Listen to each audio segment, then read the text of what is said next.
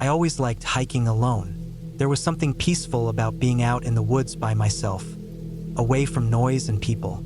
The smell of the trees, the crunch of the leaves underfoot, the sound of birds or the wind in the branches. These things made me feel calm. I wasn't one for crowded trails or busy parks. When I wanted quiet and a chance to think, I went out into the wild. That spring, I planned a long hike in the mountains near my town.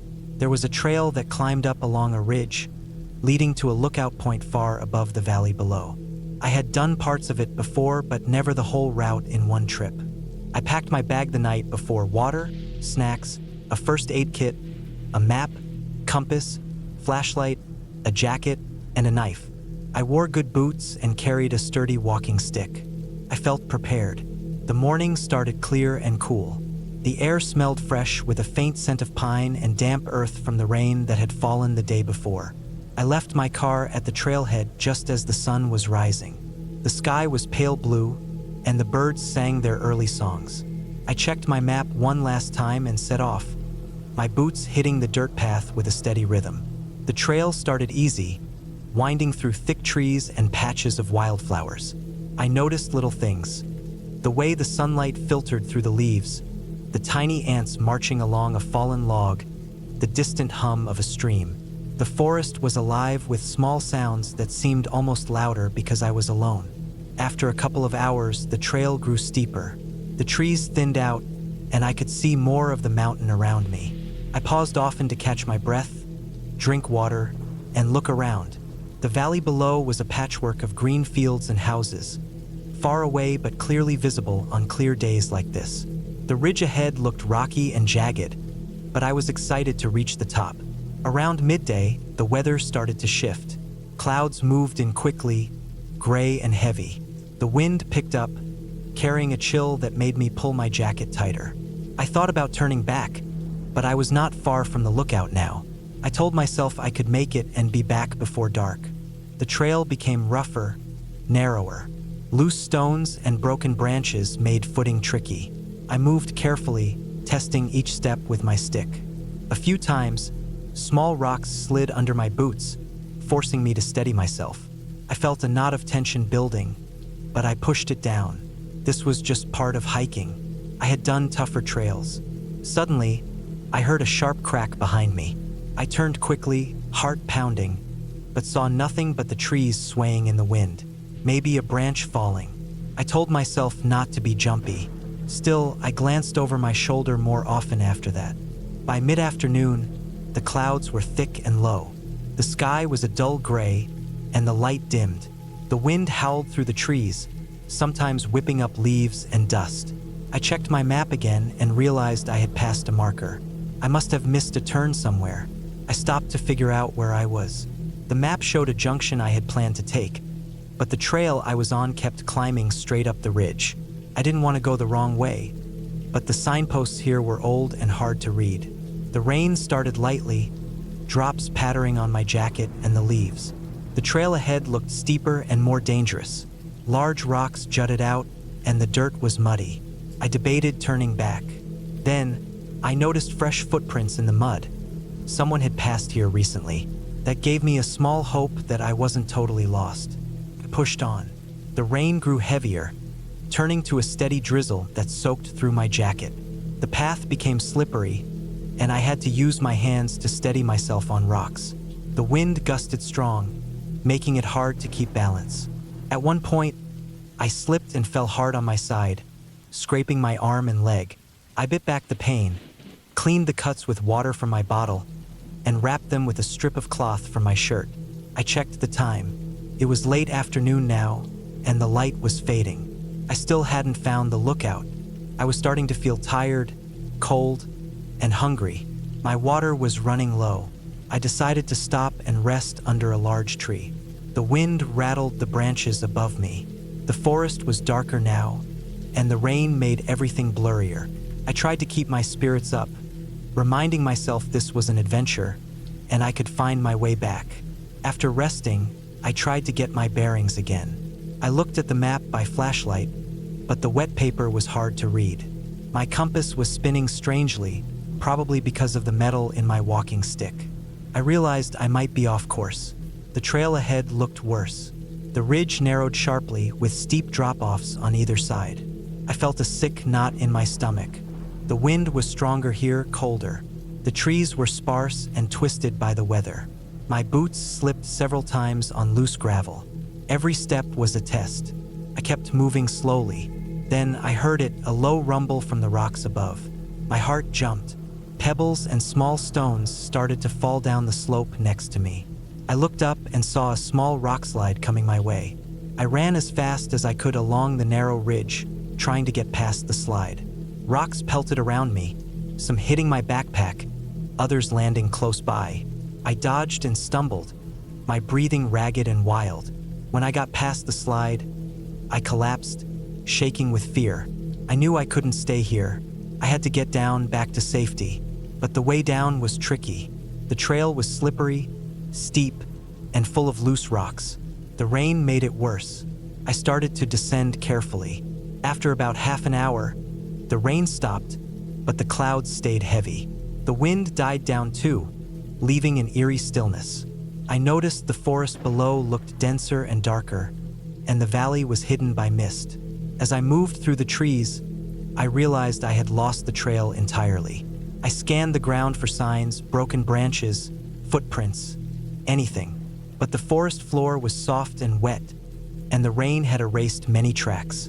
Panic started to creep in. I sat down on a fallen log, my chest tight. I thought about the last time I had seen another person, hours ago at the trailhead. Now I was alone, lost, and night was coming. I tried to calm myself. I took a deep breath, sipped some water, and pulled out my map and compass. I tried to find my position by landmarks, but the trees were all similar and thick. The fog was settling in, making it hard to see far.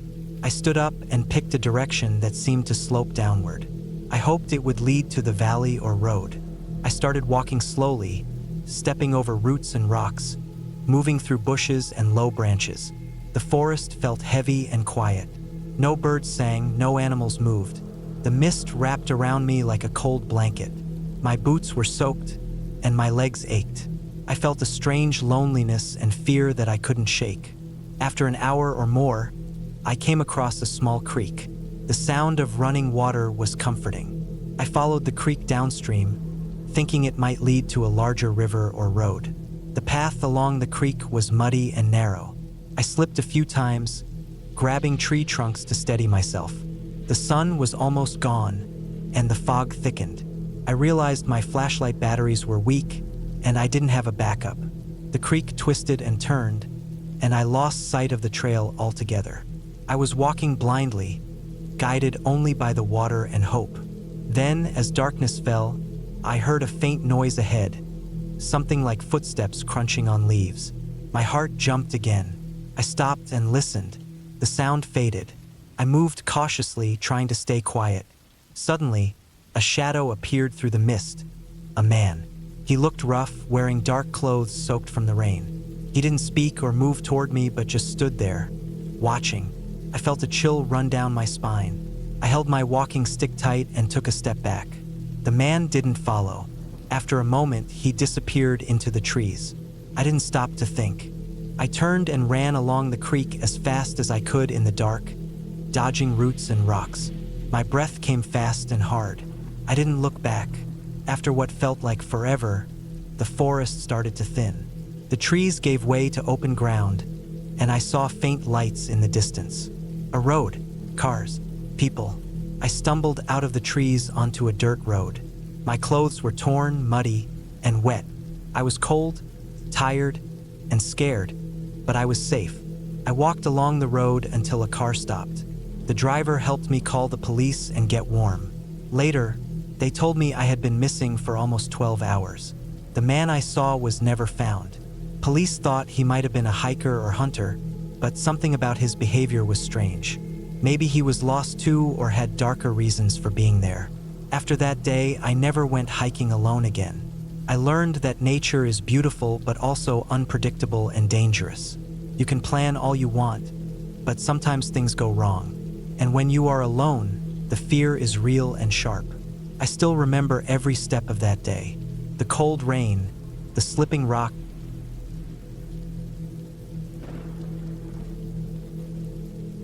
It was supposed to be a regular solo hiking trip. I had done a few before, but never more than a day or two. This time I had 4 days off work, and I wanted to really get out there, away from everything. I picked a remote trail in northern Idaho, the kind that doesn't get a lot of traffic.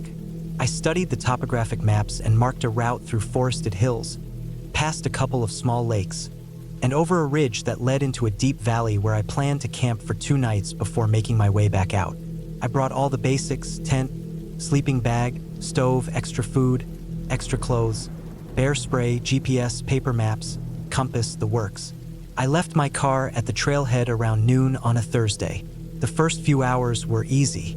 The trail started wide and soft, winding through tall pines with plenty of sunlight coming down. It was quiet except for birds and the crunch of my boots. I passed a couple of creek crossings and a small meadow where I saw deer in the distance. My pack felt heavy, but I was used to that. I made camp just before sunset near a shallow lake, maybe 5 miles in. I set up my tent, cooked a small meal, and fell asleep to the sound of frogs. The next day, I hiked deeper in. The trail narrowed and started to climb. There were sections where the path was barely visible, just worn earth and a few cairns someone had stacked. I had to stop a lot to check my GPS and compare it to the map, but it felt good to be out there, breathing clean air, sweating under the weight of my pack. I reached the ridge around late afternoon. From up there, I could see down into the valley. It was deeper and steeper than I had expected, and a thin river snaked through the bottom. I followed the trail down carefully. The sun dipped low behind the hills as I descended, and I knew I had to make camp before dark. I found a flat spot near the river and set up my tent under some trees. The river was calm and made a constant, soft noise. I filtered water, made a meal, and sat with my back against a rock until it got too cold. That night, I woke up to something moving outside the tent. It wasn't loud, just a faint rustling. I reached for the bear spray and sat still. It went quiet again after a few minutes. Could have been a rabbit or a raccoon. Still, I barely slept after that. Day 3 was when things started to go wrong.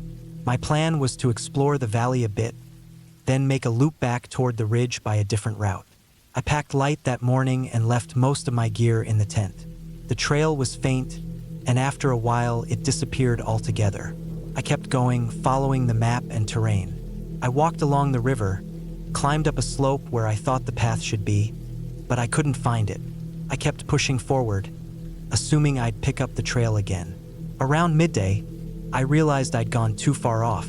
I tried to backtrack, but the terrain looked different on the return. Nothing matched the map exactly. I pulled out my GPS, and it wouldn't connect. Just a spinning icon on the screen. I turned it off and on. Nothing. The screen stayed frozen. That's when I started to get nervous. I took out the compass and tried to use the map to orient myself. I had marked the ridge I'd come from and the general direction of the campsite, so I started walking that way. After an hour, I still couldn't find the river. The trees were thick and the ground was uneven. I kept checking the map, but everything started to look the same. Slopes, trees, rocks. I tried yelling a few times, even though I knew no one was out there. I wasn't even sure who I was hoping to hear me. I kept walking, thinking eventually I'd cross my own footprints or find the river again. I didn't. My legs started to hurt. The sun moved lower, and shadows stretched out. I finally decided I had to stop for the night. I had a few snacks and water in my day pack, but no tent or warm gear. I found a small clearing and made a fire with some dry branches and my lighter. I tried to sleep, but the cold seeped into my bones, and every sound in the dark made me twitch. I woke up sore and stiff. My fire had burned down to ash. I ate a protein bar and started moving again. I figured I had to be within a couple miles of my tent, but every direction looked the same. I tried walking uphill, hoping to find the ridge. I scrambled up a slope and thought I saw a familiar rock formation. I headed that way, only to end up at the edge of a steep drop. I sat there for a long time, trying to calm myself down.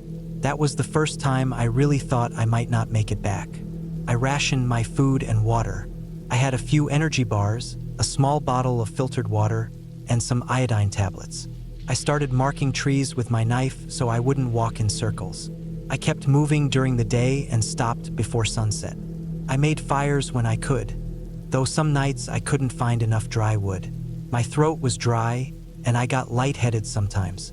My legs ached constantly, and I started getting blisters. I take off my boots at night and see skin peeling. I tried not to think about infection. On the 5th day, I stumbled onto a game trail, thin and winding, but well-worn. It wasn't on my map, but I followed it. Curved uphill and led to a small bluff. From the top, I saw what looked like a trail marker far in the distance. Just a thin wooden post with a bit of faded orange paint. I almost cried when I saw it. I started down toward it, slipping and stumbling. When I got to the marker, it was part of an old Forest Service trail, one I hadn't planned to be on. I followed it for hours, barely stopping. That night, I made a small fire and ate my last energy bar. I slept better than I had in days. The next morning, I walked for another 5 hours before I saw the road. It was paved and empty.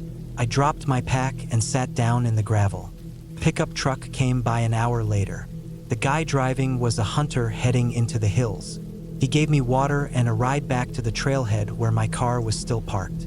I lost almost 15 pounds during those days.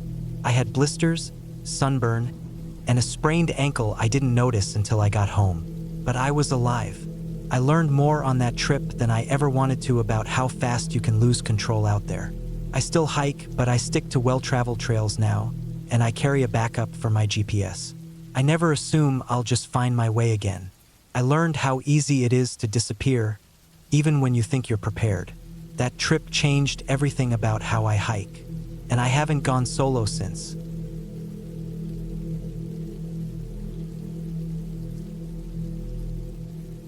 The plan was simple, just a weekend solo hike in a forest I had never been to before.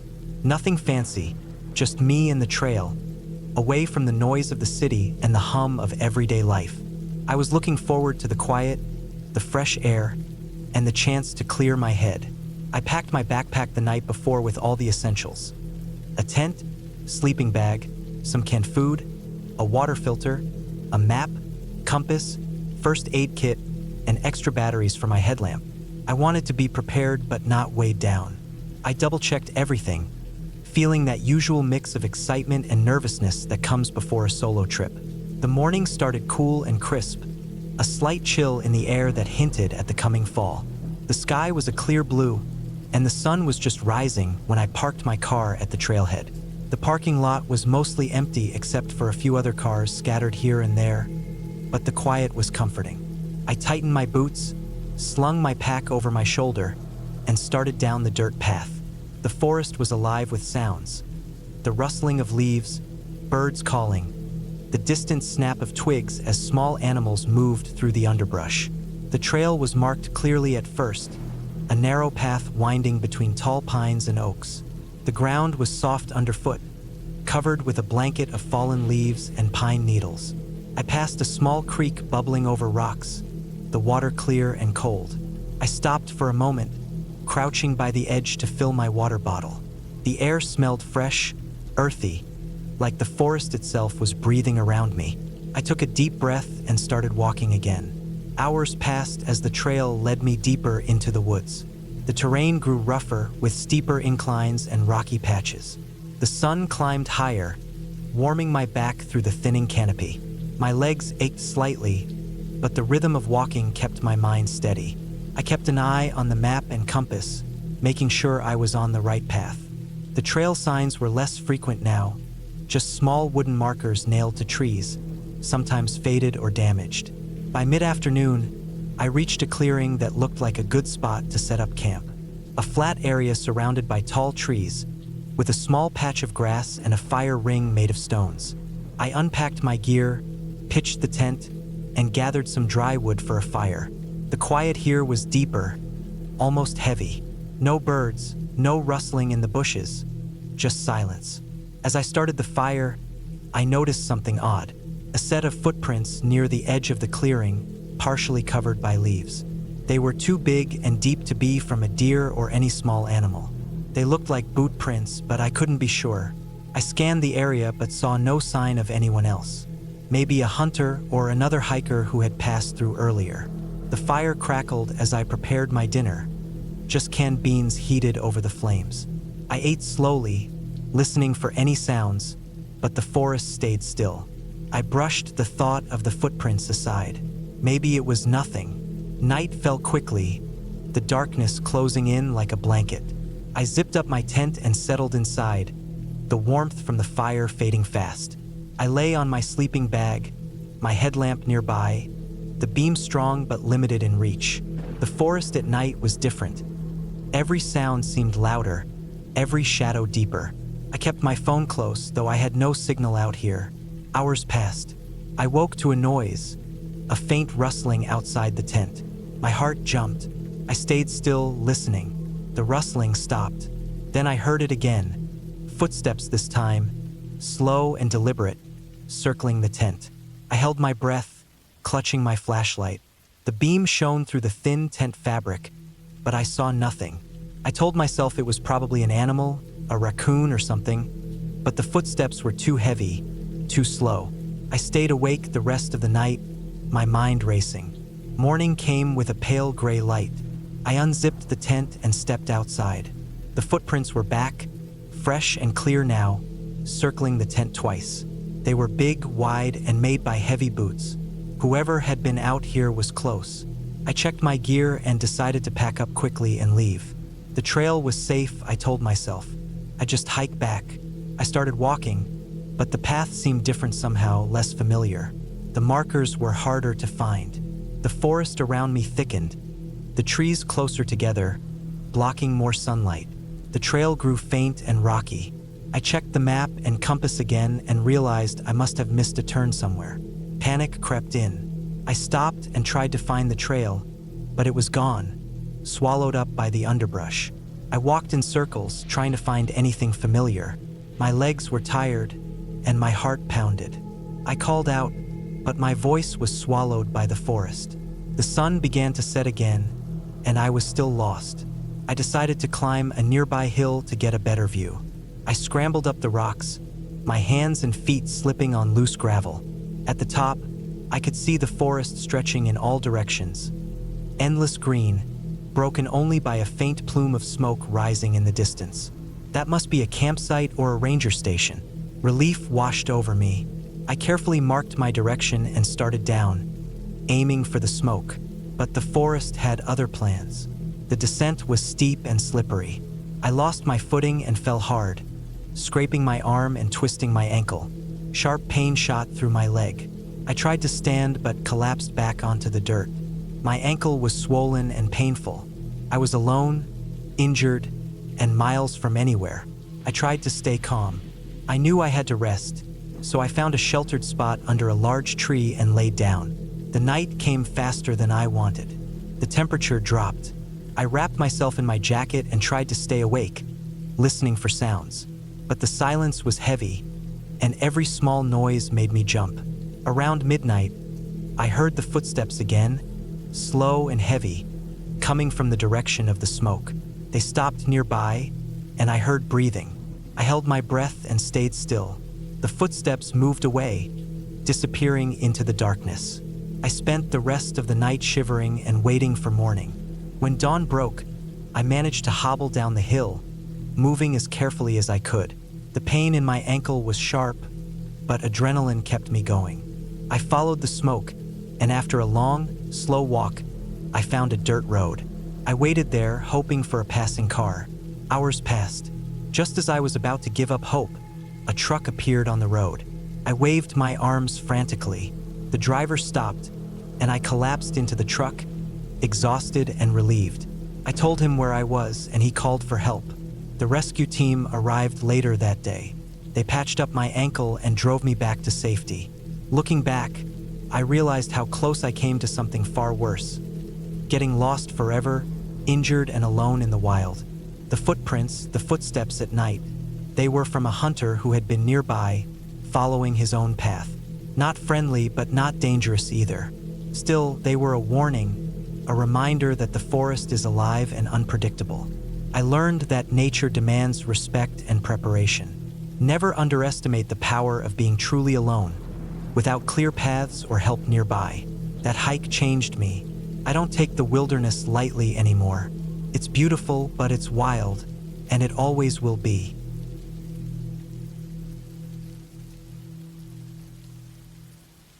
The day started like any other hiking trip I had planned. I had been looking forward to it for weeks. I needed to get away from the noise of the city, from the constant hum of work and deadlines. The forest called to me in its quiet way, promising fresh air, tall trees, and the kind of silence that makes your own breath sound loud. I packed my backpack carefully the night before: water, snacks, a first aid kit, a map, a compass, and extra layers of clothes. I double-checked everything because I knew that once I was deep in the woods, there was no quick ride back. I arrived early in the morning, parking my car at the small trailhead parking lot. The sun was just rising, casting a soft orange light over the trees. The air was crisp and cold, filled with the faint scent of pine needles and damp earth. I pulled on my hiking boots, tightened the laces, slung my pack over my shoulders, and set off down the trail. The path was narrow, winding through a dense forest that seemed to close in on me as I walked deeper. Towering pines and fir trees lined the trail, their trunks thick and rough under my touch when I paused. Fallen needles cushioned my steps, and small patches of moss grew over rocks and tree roots, making some parts slippery. The only sounds were the crunch of my boots on the forest floor, the occasional chirp of a bird, and the distant rustle of small animals in the underbrush. The forest was alive in its own quiet way. I moved steadily, making good time. The trail was marked clearly with small red blazes painted on trees, but I kept my map and compass out, double-checking my position every now and then. The area was familiar enough, but I knew how easy it was to get lost if you weren't careful. I was always cautious. After a couple of hours, I reached a small clearing beside a slow-moving creek. The sunlight filtered through the branches, casting patterns of light and shadow over the moss-covered rocks. I took a break here, crouching down by the water to drink and fill my bottle. The creek water was cold and fresh, flowing over smooth stones, creating a peaceful sound that made me pause and just listen. I could feel the sun warming my face as I rested, a light breeze stirring the leaves. I set off again, feeling good and energized. The trail started to climb here, the ground getting steeper and rockier. Tree roots twisted across the path, and I had to watch every step. The forest grew thicker and the air cooler. I loved this part, the challenge of the climb, the way the trees changed as I got higher. The smell of damp earth mixed with pine was stronger here, and the wind whispered softly through the branches. Around midday, I stopped at another clearing, this one larger, with a view opening up between the trees. From here, I could see the distant mountains rising sharply against the blue sky, their peaks dusted with snow. The valley below was a patchwork of green fields and darker forest. I took a moment to breathe it all in. I pulled out a sandwich and some trail mix, eating slowly as I soaked in the scenery. After eating, I put on my hat and gloves and continued. The trail soon started to descend, winding down through thick underbrush. It was a steeper drop now, with loose rocks and fallen branches making footing tricky. I moved carefully, testing each step before trusting it. My legs were tired, but the fresh air kept me going. As afternoon turned to early evening, I reached a fork in the trail. My map showed that the left path would loop me back toward the parking area, but the right path led further into the forest, towards a ridge with a better view. I felt good, so I decided to take the right, wanting to catch the sunset from the ridge. The path narrowed, twisting through dense trees. The light grew dimmer under the thick canopy, and the temperature dropped noticeably. I noticed the trail was less traveled here. The red blazes were fainter, and some were missing entirely. I slowed down, paying close attention to the ground and the trees, trying to keep track of my bearings. About 30 minutes in, I realized the trail was no longer clear. The ground was overgrown with bushes, and branches reached out to block the way. The red marks were gone, replaced by vague signs of old footsteps and broken twigs. I stopped and pulled out my compass and map again. The compass needle spun slightly before settling, but my map didn't match perfectly with what I saw. I felt a sudden tension creep into my chest. I had wandered off the main path. I tried to backtrack carefully, but the forest here was dense, and the light was fading fast. I checked my watch. It was late afternoon now, and the sun was sinking behind the mountains. I needed to find my way back quickly. I decided to follow a small stream I spotted nearby, hoping it would lead me to a larger water source or trail. Streams often lead to trails or roads. I moved cautiously, stepping over rocks and slipping on wet leaves. The forest around me felt darker, the shadows longer and deeper. As I walked along the stream, I heard a faint noise, a snapping twig, maybe. My heart jumped. I paused and listened. The forest was silent except for the gentle water flow and the occasional bird call.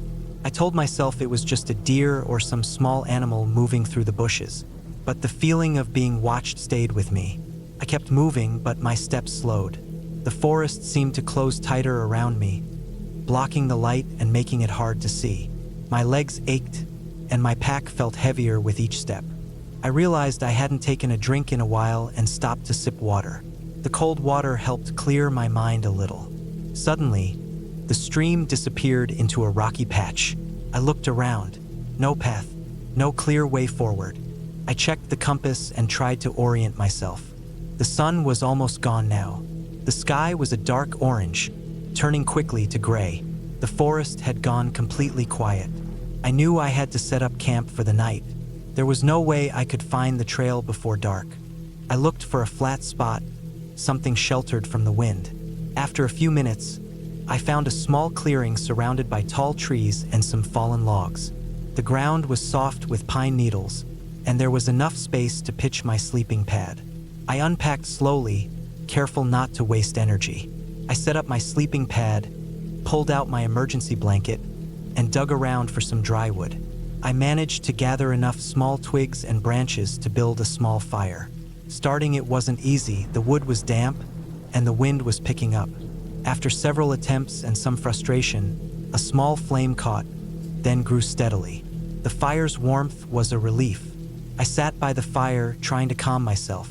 I ate some energy bars and sipped water.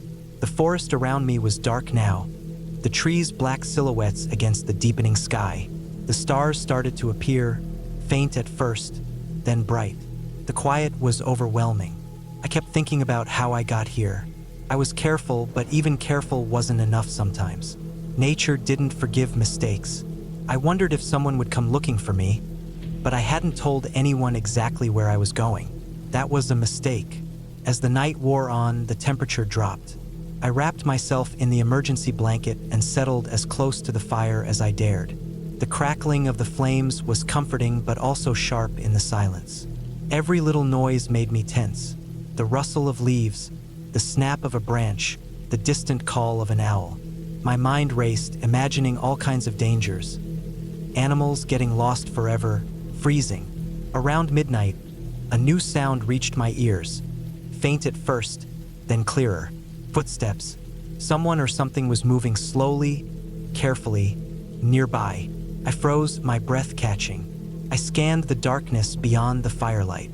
The footsteps came closer, crunching softly over dry leaves. I could see the shadow of a figure moving between the trees. My heart pounded. I reached for my pocket knife, my only protection.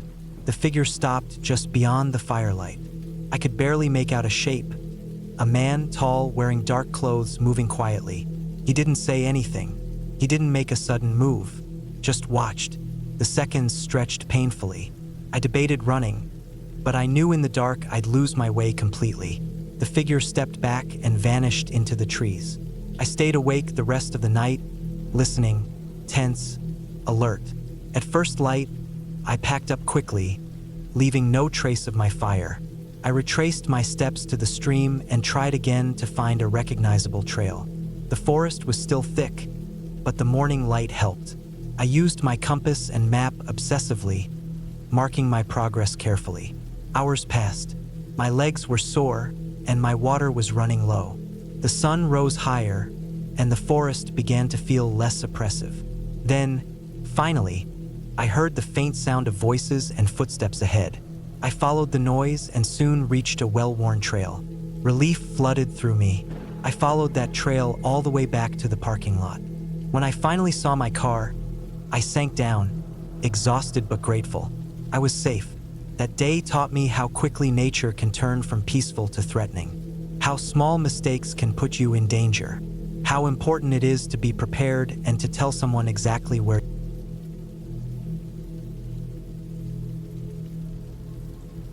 I had planned the hike for weeks.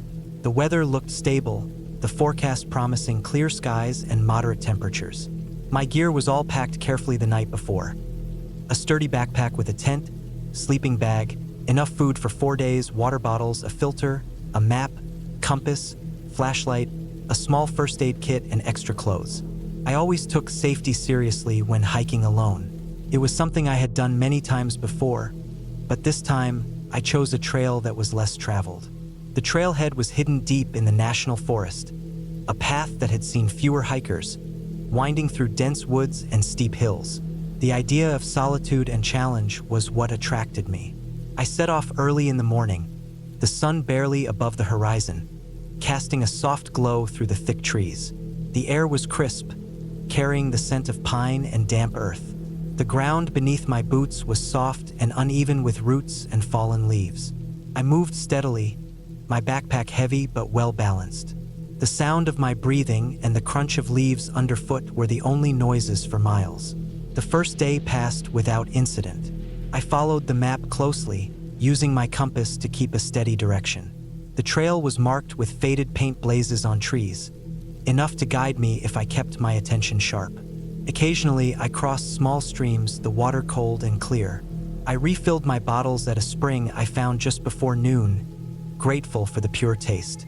The forest was alive with the calls of birds and the occasional rustle of small animals in the underbrush.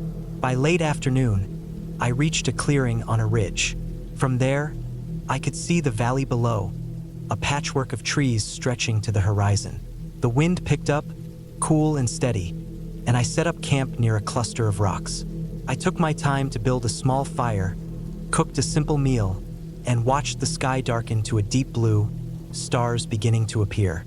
The forest felt peaceful, and I felt a calm satisfaction. This was why I hiked. The quiet, the connection with nature, the challenge.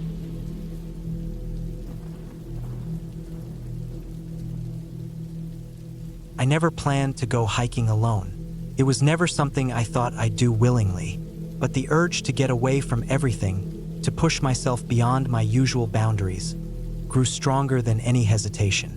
The moment came suddenly, an unplanned decision on a late summer morning, fueled by restless thoughts and the need to clear my mind. The trail I chose was one I had heard about but never dared to explore alone. A remote path in the mountains far from the beaten tracks. It was supposed to be beautiful, wild, and challenging, a place where nature was still untamed. I packed lightly, just the basics: water, some food, a small first aid kit, a map, and a compass. My phone had no signal there, but I didn't expect much. I told no one where I was going. Felt freeing. The first hours were peaceful. The air was crisp and fresh, the sunlight filtering through the tall pines and maples, casting dancing shadows on the ground. The trail was rocky but manageable, winding upward along a narrow ridge.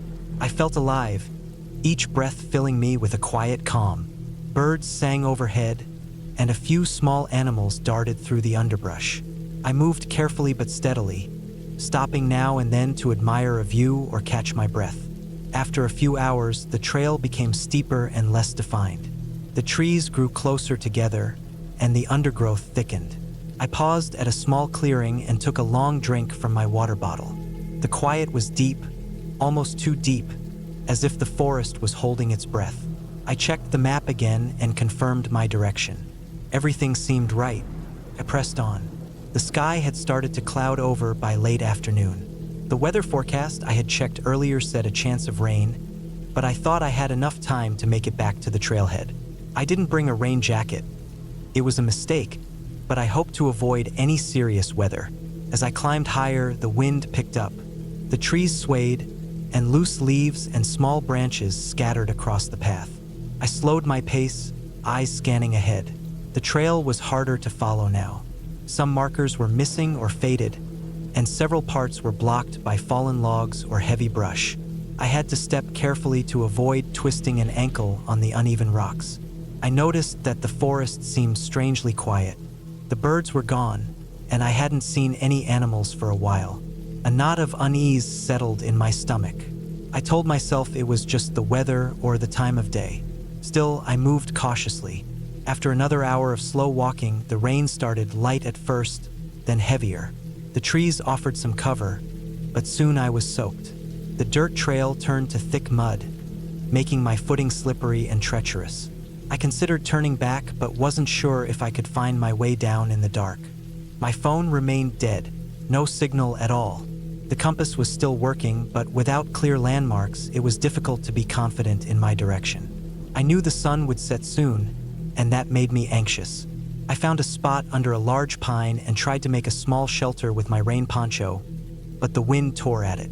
I wrapped myself tightly and tried to calm down. The rain was relentless now, drumming on the canopy above and soaking everything around me.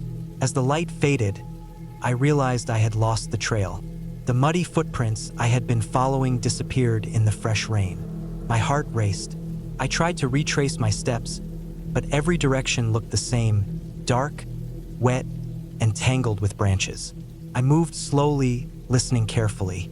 The only sounds were the rain and the occasional creak of trees bending in the wind. Then I heard it, a faint, distant rustling. It was not the usual forest sounds. It was slow, deliberate, and close enough to make me freeze.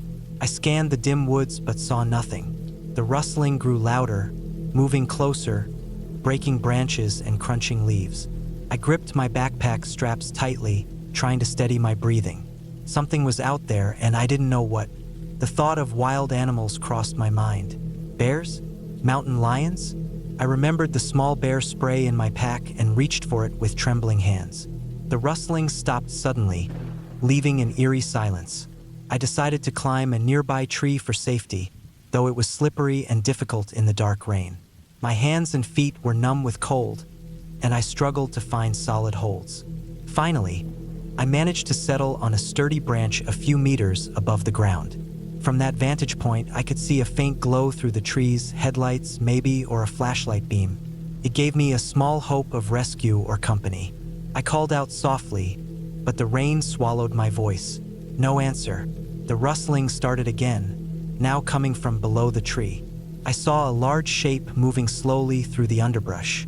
It was too big to be a deer or a small animal. My heart pounded. I tried to make myself as small and quiet as possible. Minutes passed like hours. The shape moved in circles, sometimes stopping, sniffing the air, then moving on. The headlights flickered and disappeared. The rain lessened, but the cold didn't. Suddenly, I heard a loud crack, like a broken branch, and the shape froze. I didn't dare move or breathe too hard. After a tense pause, it began moving again, this time heading away from my tree. I waited a long time before climbing down. The ground was slick, and the dark made it hard to find the trail, but I knew staying there wasn't safe. I tried to follow the faint glow of fading light on the horizon, hoping it would lead me downhill. Hours later, exhausted and soaked, I stumbled onto a dirt road. The rain had stopped. I could hear the distant sound of a car engine. I waved my arms, and a vehicle slowed down. A local driver stopped and offered help. They called the park rangers, and I was taken safely out of the forest. Looking back, I realized how close I had come to real danger. Not from ghosts or legends, but from the wilderness itself. Its unpredictable weather, the dark, and the presence of wild animals. I learned that nature is beautiful but unforgiving. Preparation and respect are the only way to survive it.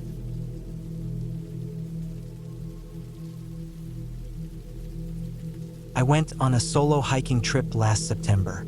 I was 33 at the time and had done enough hiking to feel confident going alone. I needed a break from everything. My job was draining me, and I hadn't had any real time off in almost a year. I picked a stretch of trail in northern Montana that I had never hiked before.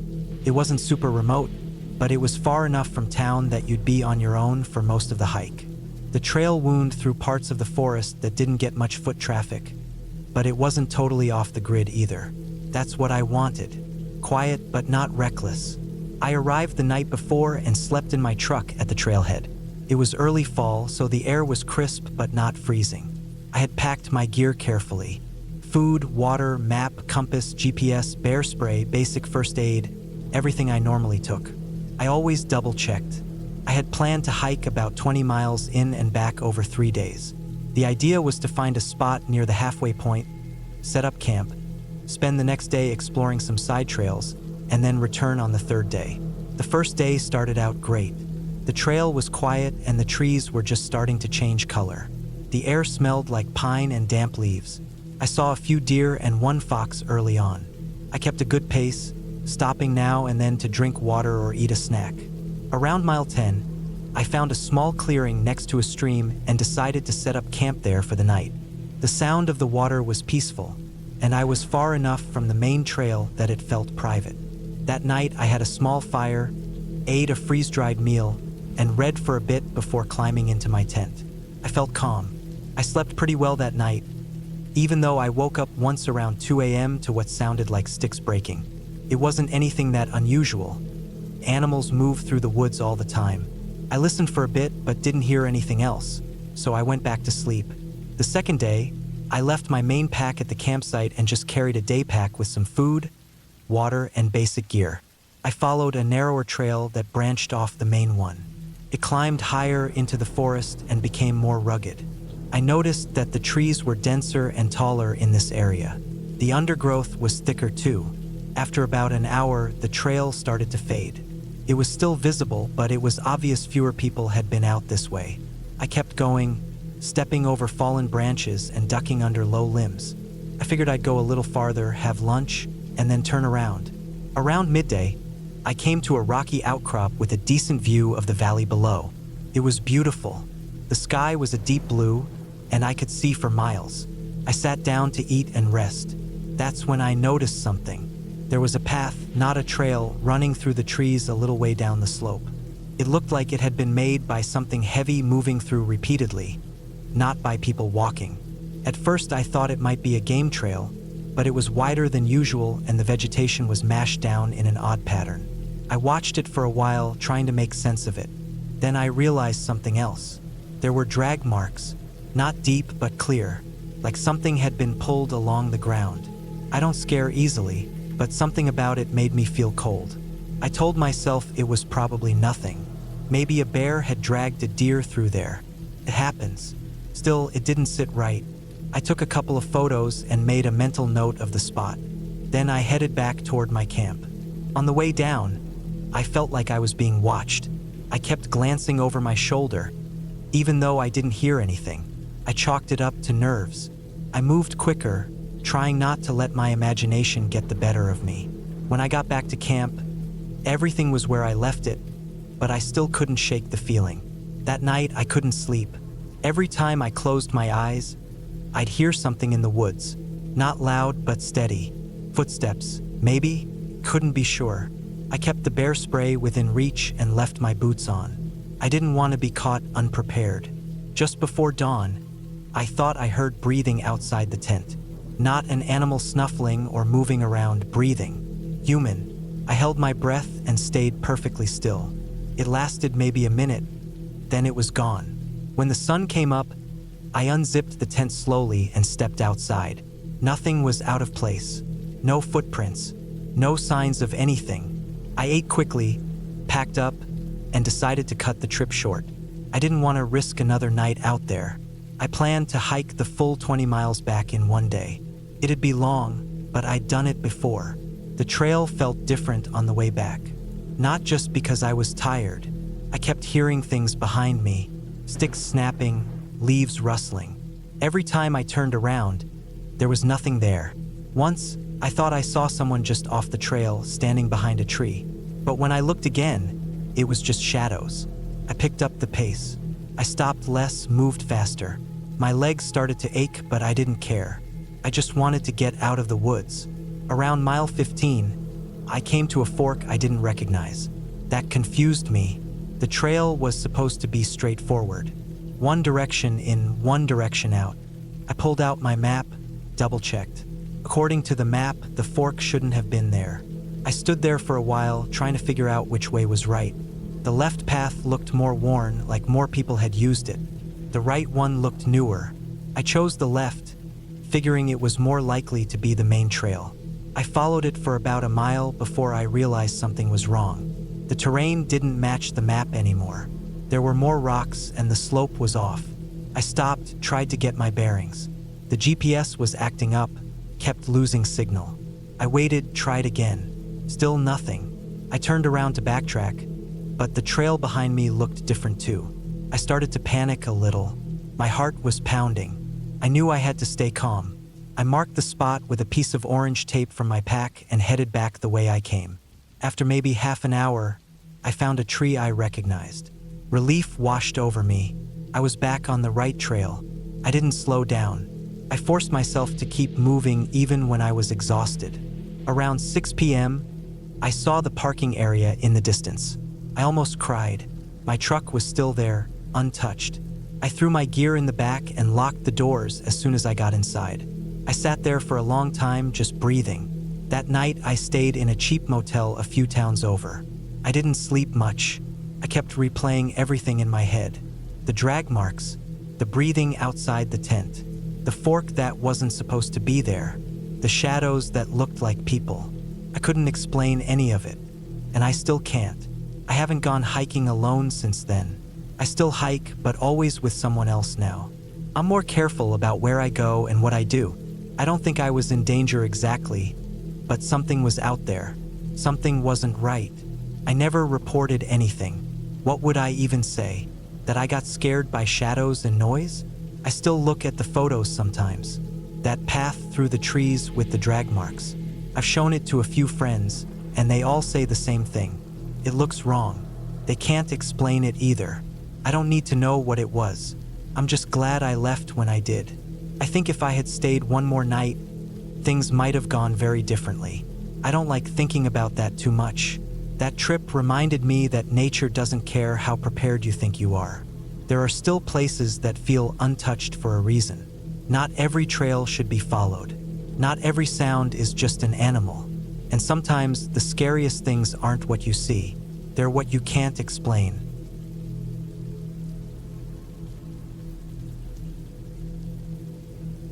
The sun was still climbing when I set off on the trail. The air was cool but fresh, smelling of pine and earth. The forest stretched out before me, a patchwork of deep greens and the brown trunks of tall trees reaching up to the clear blue sky. I was alone, backpack strapped tight, boots laced, and a map folded carefully in my pocket. The plan was simple: a 3-day hike through a remote part of the national forest, away from the busy weekend crowds. I was ready for the challenge, my first real solo trip in months, and eager to lose myself in the quiet. The first few hours passed uneventfully. The trail was well marked, dirt packed down from years of feet, lined with ferns and moss-covered rocks. Birds sang above, and the occasional squirrel darted between branches. The sun filtered through the canopy in scattered beams, warming patches of the forest floor. I moved steadily, stopping every so often to drink water and check my map. I liked the rhythm of walking, the steady beat of my steps, the way the forest felt alive but calm. Around noon, I found a clearing beside a small stream. The water ran clear and cold, bubbling over smooth stones. I sat on a fallen log to eat some trail mix and rest. The peacefulness made me feel small but connected. After the break, I pushed on, planning to reach the next campsite before the afternoon light faded. As the day went on, the trail grew rougher. Roots twisted across the path, and rocks jutted up, forcing me to step carefully. The forest thickened, the trees closer together, and the sounds grew quieter. Even the birds seemed to hold their songs. I passed a fallen tree trunk, thick and mossy, and noticed the ground underfoot change from soft dirt to gravel. The air grew cooler, and a faint breeze moved the leaves. By late afternoon, I came to a fork in the trail. The map showed the path splitting. One way led up a steep ridge, the other dropped down toward a river. The ridge path was shorter, but I could see from the topographic lines it was much steeper. I decided to take the ridge, hoping for better views and quicker progress. The climb was harder than I expected. My legs burned from the uphill steps, and the air thinned slightly as I gained elevation. Rocks underfoot were loose, forcing me to test each step.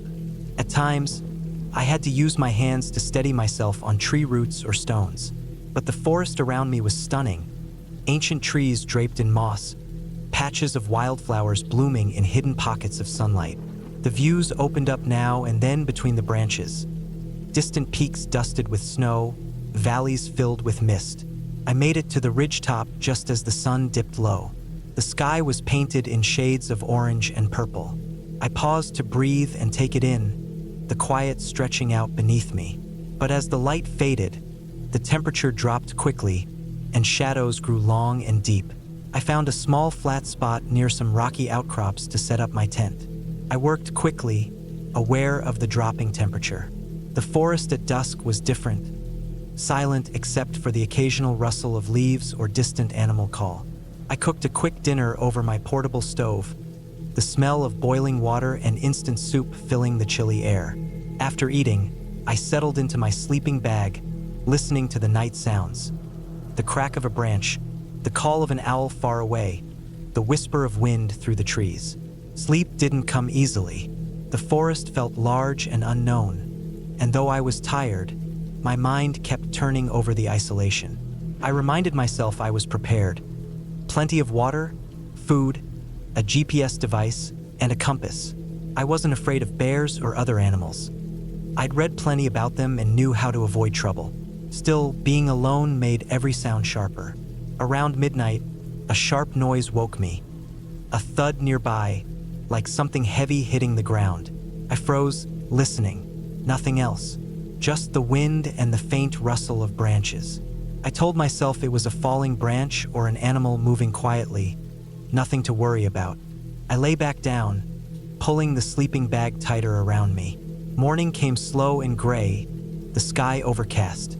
I packed up my gear and started down the ridge trail, planning to reach the river trail by midday. The forest looked different in the pale light. Mist hung low in the valleys, and the trail was slick with dew. I walked carefully, feeling the weight of my pack and the soreness in my legs. By midday, I reached the river. It was wide and fast-moving, cold blue water rushing over stones. The map showed a crossing a little downstream, a fallen log that hikers used as a bridge. I spotted it after some searching. A thick tree trunk stretched across the river, mossy but solid-looking. I tested it with my boot, then slowly stepped out. The log wobbled underfoot, slick with moss and wet from the mist. My heart pounded as I balanced carefully, arms outstretched for stability. Halfway across, I slipped. My boot caught on a patch of moss, and I lost balance.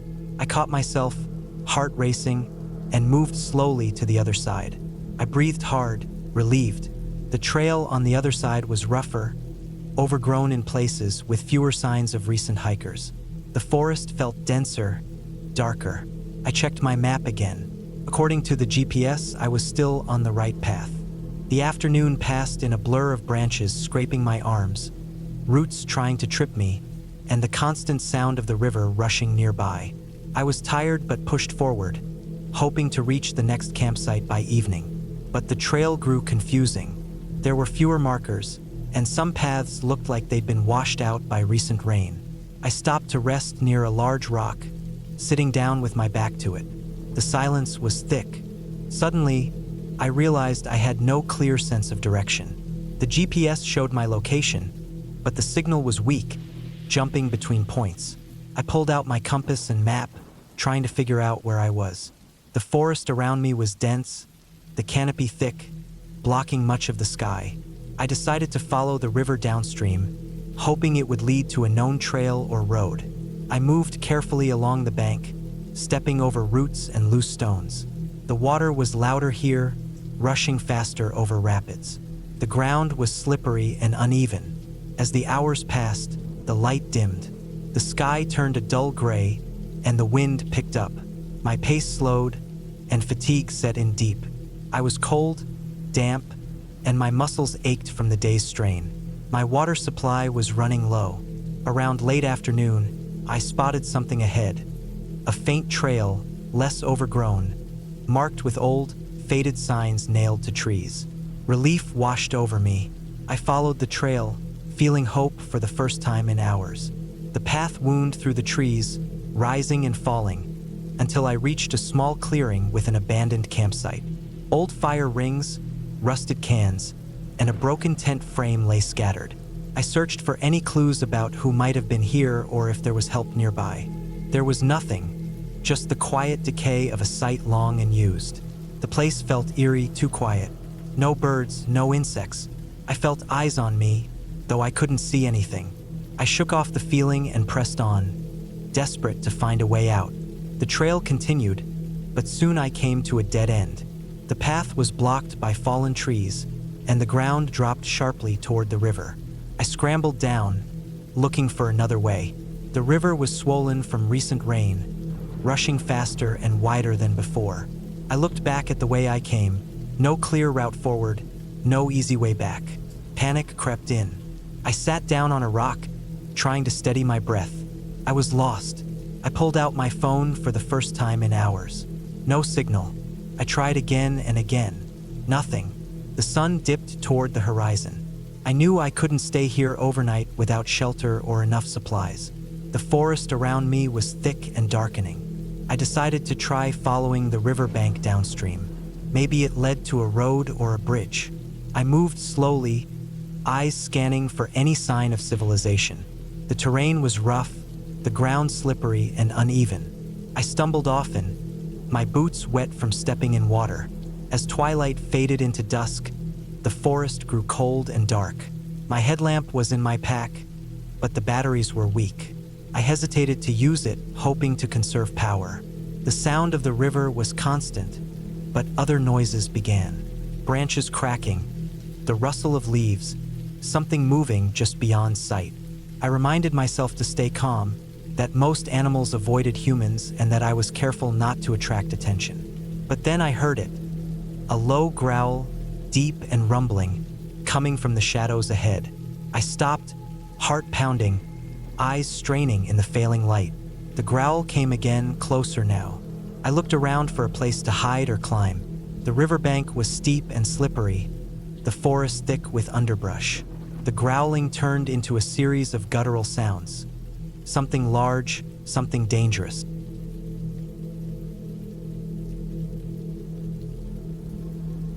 I decided to take a solo hiking trip in early October, just as the leaves were starting to turn and the air was crisp but not yet cold. I'd been dealing with some stress at work, and I felt like I needed a few days to clear my head. I picked a trail system in the northern part of Pennsylvania that I had read about in a magazine a few years earlier. It wasn't one of the super popular ones, which was exactly what I wanted. Something quieter, more isolated. The plan was to park at the southern trailhead, hike about 15 miles north over 2 days, camp overnight, and then loop back the following day using a slightly different route. I packed light but made sure I had all the essentials. Tent, sleeping bag, plenty of food, water filtration system, first aid kit, map, compass, and a backup battery for my phone. I didn't plan on having cell service, but I wanted my phone powered just in case. I left early on a Thursday morning. The drive out took a little over 4 hours. Once I turned off the main road, the last stretch to the trailhead was a narrow dirt road surrounded by dense forest. I passed only one other car parked off the road about a mile from the trailhead. I remember thinking the whole area felt very still. Not creepy, just untouched, like I was stepping into somewhere that hadn't changed in a long time. I started the hike around 10 a.m. The weather was perfect, clear skies and maybe 60 degrees. The trail was a mix of dirt and rock, weaving through tall trees that filtered the sunlight in patches. I walked for hours, only stopping briefly to snack and adjust my gear. I didn't see a single person. Around 5 p.m., I found a flat spot near a small stream and set up camp. I was exhausted, but it was the kind of tired that felt good. My shoulders ached from my pack, and my feet were sore, but I felt alive. I made a small fire, cooked a freeze-dried meal, and sat back to watch the sun go down. The woods got dark fast. The sounds changed too. Birds gave way to crickets and the occasional rustling in the underbrush.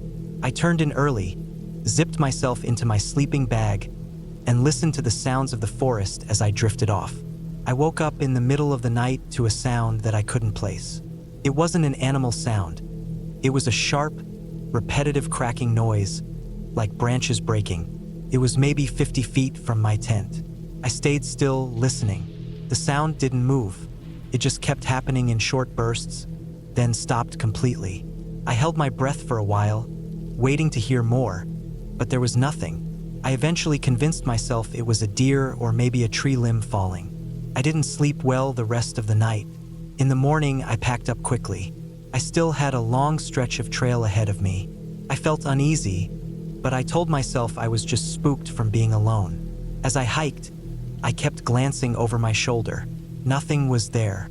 The forest was quiet again. Too quiet. The trail was a little harder that day, more elevation changes, rocky sections that forced me to slow down. Around noon, I found what looked like an old hunting cabin, not marked on the map.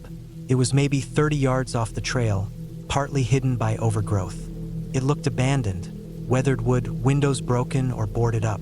I didn't go inside. Something about it felt wrong. It didn't look like a place someone had left recently.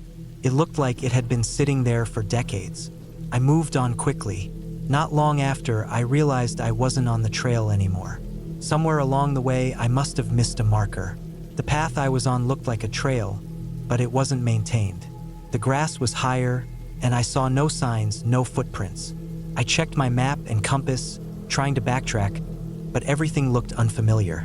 The terrain started getting more difficult, thicker brush, steeper hills. I kept going, hoping to intersect the real trail again. Hours passed. My legs were scraped from thorn bushes. I was sweating despite the cool air. My food supply was limited since I planned to restock at a station I now knew I wasn't getting to. I drank from my filtered bottle, but my water level was getting lower than I liked. Around 4 p.m., I found an old logging road. It looked like it hadn't been used in years, but I followed it. It went mostly east, which I thought might lead me toward a road or another trail. That evening, I set up camp again, far more anxious than before. I didn't light a fire. I didn't want to draw attention to myself. I ate a protein bar and lay in my tent as darkness swallowed the woods. I kept hearing sounds, snaps, footsteps, or something like them, always just far enough away that I couldn't be sure. My mind was racing. I thought about bears, about other people, about how far I was from help. I barely slept. The next morning, I started walking again with no real plan. The logging road faded into nothing, and I found myself cutting through woods, guessing at directions.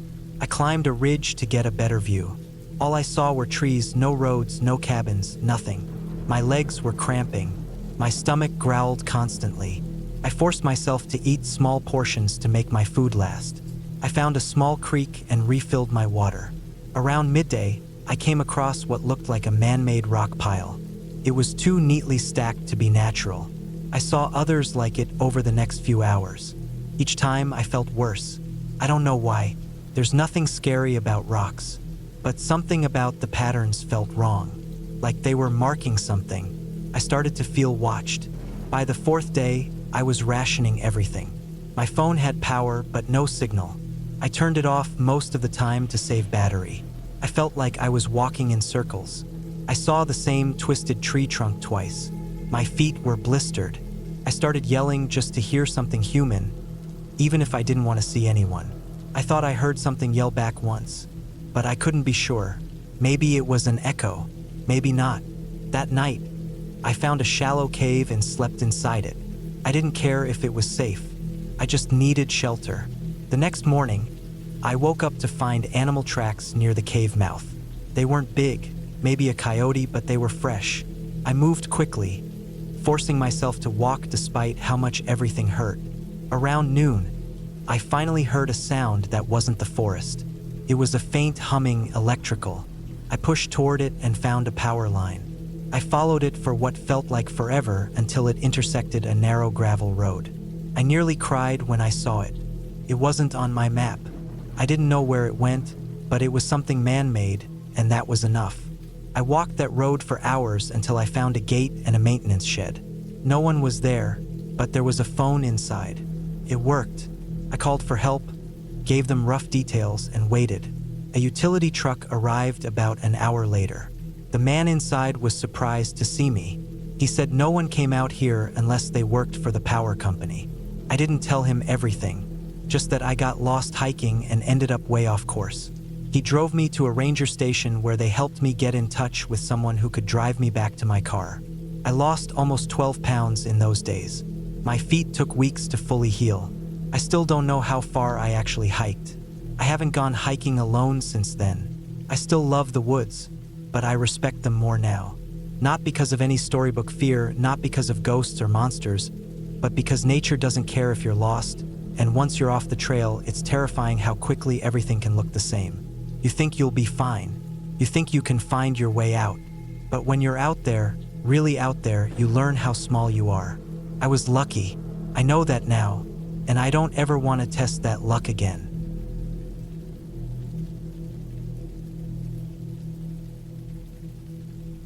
I had planned this hike for weeks. It was supposed to be a simple solo trip through the Blue Ridge Mountains, a stretch I had done before but never alone.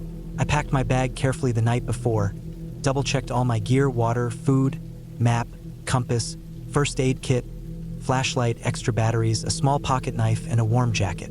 I was going to spend 3 days hiking, camping in small clearings, and enjoying the peace of the forest. The air in the mountains was clean and fresh in spring, and I was looking forward to the quiet and the views. I started early in the morning. The trail was clear, wide, and well-marked. Birds sang in the trees, and a light breeze moved the leaves above me. I felt strong and confident as I walked, my boots crunching over dry leaves and small twigs. The sun was warm but not hot. I passed a few other hikers going the opposite way, but mostly I was alone. The forest was alive with sound but peaceful. Everything seemed normal. By noon, I had reached the small creek I planned to camp beside the first night. It was shallow and clear, running over smooth stones. I stopped to fill my water bottle and rest. The sound of the water made me feel calm. After a short break, I set up my tent on a flat patch nearby and started preparing my simple meal of rice and canned beans. The sun was still high when I finished eating, and I spent the afternoon walking a little further down the trail, exploring the area, taking pictures of wildflowers and moss-covered rocks. As the sun began to set, I made a small fire for warmth and to cook a cup of coffee. The light of the fire flickered against the trees, and the forest shadows grew long. It was a perfect, quiet night, with only the occasional hoot of an owl breaking the silence. I went to bed early, tired from the day's walk. The next morning, I woke up before dawn. The forest was cool and damp with dew. I packed my gear and started walking back toward the main trail, planning to hike a little further that day. The path was less clear here, with some fallen branches and leaves covering parts of the trail. I had my map and compass and trusted myself to find the way. But that morning, something started to feel off. The forest was too quiet. The birds weren't singing. There was no rustling of small animals in the bushes. I tried to ignore the feeling, telling myself it was just early and everything was still waking up. After a few hours, I noticed the trail was getting harder to follow. The markers I expected to see were missing or faded. I stopped to check my map and compass carefully. According to them, I should have reached a fork in the trail, but I didn't see it anywhere. I walked back and forth a few times but found nothing. The trees here all looked the same, tall and straight with thick trunks covered in rough bark. The underbrush was thick, and the ground was soft and muddy from recent rain. I realized I must have taken a wrong turn somewhere. I tried to stay calm and focused. I marked the spot where I was standing, pulled out my phone to check GPS, but the screen said no signal. I was deep in the woods, far from any cell towers. That was expected, but it still added to my worry. I tried to backtrack slowly, hoping to find the trail again, but the forest seemed to close in around me. Every direction looked the same. The sun was now high in the sky, but the thick trees blocked much of its light, casting long shadows. I heard a branch snap behind me, and I turned quickly, but no one was there. I kept walking, trying to keep track of my steps and direction, but the forest was confusing. The mud stuck to my boots, and the smell of wet earth filled the air. I started to feel tired, thirsty, and hungry. I had enough water for now, but little food left. I realized I had no idea how far I was from the trail or the creek where I camped. Hours passed. The forest grew darker as the sun started to sink. I felt my heart pounding in my chest, the fear beginning to rise. I thought about the possibility of spending the night lost here. My tent and sleeping bag were back by the creek, probably miles away now. I had no shelter, no fire, no light except the fading sun. I stopped to rest, leaning against a tree. My hands shook, and my breath came fast. I tried to calm myself, thinking about what I could do to survive. I remembered basic survival skills I learned in a class once. Find water, stay put if lost, build shelter, signal for help. But staying put here felt wrong. I had no clear idea where here was. The thought of sitting down in the dark forest alone terrified me. I decided to keep moving, hoping to find the trail or a clearing. As I walked, the ground became uneven. I tripped over roots and stumbled through thick bushes. Suddenly, I heard something large crashing through the underbrush nearby. My heart jumped. I stopped and looked around, trying to see what it was. A large brown bear? A deer? The sounds were too heavy to be a small animal. I froze, remembering everything I had heard about bears in the mountains. I slowly reached for my bear spray, which I had in my backpack, but it was too far away. The noise came closer, and then I saw it. A large shape moving quickly between the trees. It was a man. He was tall, wearing dark clothes that blended with the forest shadows. His face was covered in dirt, and his eyes looked wild. He didn't speak or wave. He just stared at me for a moment, then turned and disappeared into the trees. I didn't follow him. I just stood there, frozen and confused. My mind raced. Who was this man? Why was he here, alone and acting like that? Was he dangerous? The forest suddenly felt very threatening. I picked up my pace, hoping to put distance between us. I walked faster but carefully, trying not to make noise. The sun was almost gone, and I knew I needed to find a safe place to spend the night. I found a small rocky clearing, enough space to sit down and rest. I pulled out my flashlight and turned it on. The light was weak but better than nothing. I checked my watch, only a few hours left before full darkness. I tried to calm down, thinking about what I could do. I didn't want to start a fire because it would give away my location, and I wasn't sure if that man was still nearby. I ate a few bites of a granola bar and drank some water. I listened carefully, but the forest was silent again. That night, I stayed awake as long as I could, flashlight close and knife in hand. Every noise made me jump. I heard twigs breaking, leaves rustling, and once a low growl. I held my breath and stayed still, waiting for whatever it was to pass. Morning came slowly, the sky brightened, and the forest grew warm again. I felt exhausted but alive. I made a plan to head downhill, hoping to find a river or road. I knew that following water was a good way to find civilization. As I walked downhill, my boots sinking into mud, I kept an eye out for any signs of the trail or people. After a few hours, I heard the faint sound of running water. Relief flooded through me. I found a small stream, clear and cold. I drank carefully and filled my bottle. I followed the stream, hoping it would lead somewhere. The trees thinned out, and soon I saw signs of human presence. Old footprints, broken branches, and pieces of trash. I felt hope grow. After walking for a while, I saw a dirt road. It was narrow and rough, but definitely a road.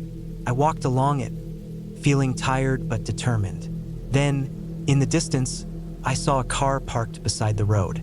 I started running toward it, waving my arms to get attention. A man in a truck stopped and helped me. I told him I was lost and scared. He called the park rangers and took me to safety. Looking back, I realized how easily things could have gone wrong. The forest was beautiful but dangerous.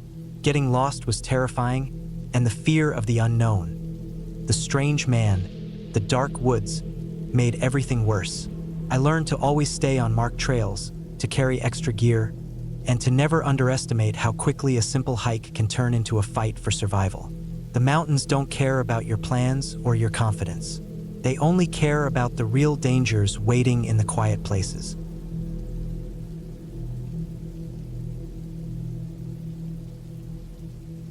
I never expected something like this to happen on a simple hiking trip.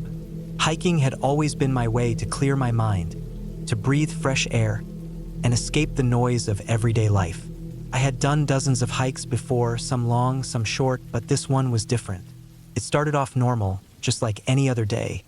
But by the time it was over, I understood what real fear felt like. It was late spring, just past the thaw. The forest was wet from the recent rains, and everything was bursting with green life. The air smelled fresh and clean. The trail I chose was in a remote area, a part of the state forest I had never been to before. The map showed a loop trail that went deep into the woods, crossing a small river, climbing some hills, and finally circling back to the starting point. The total length was about 12 miles, not too long, not too short, perfect for a full-day hike. I woke up early that morning, excited to be out in the wild. I packed my backpack carefully. Water, snacks, a basic first aid kit, a compass, and a flashlight. Even though I planned to be back before dark, I dressed in layers: a moisture-wicking shirt, a warm fleece, a waterproof jacket, and sturdy hiking boots. I had my phone too, but signal was usually weak in those parts, so I didn't count on it. The first few miles of the hike went smoothly. The trail was muddy in places, but the wooden bridges across small creeks were solid and safe.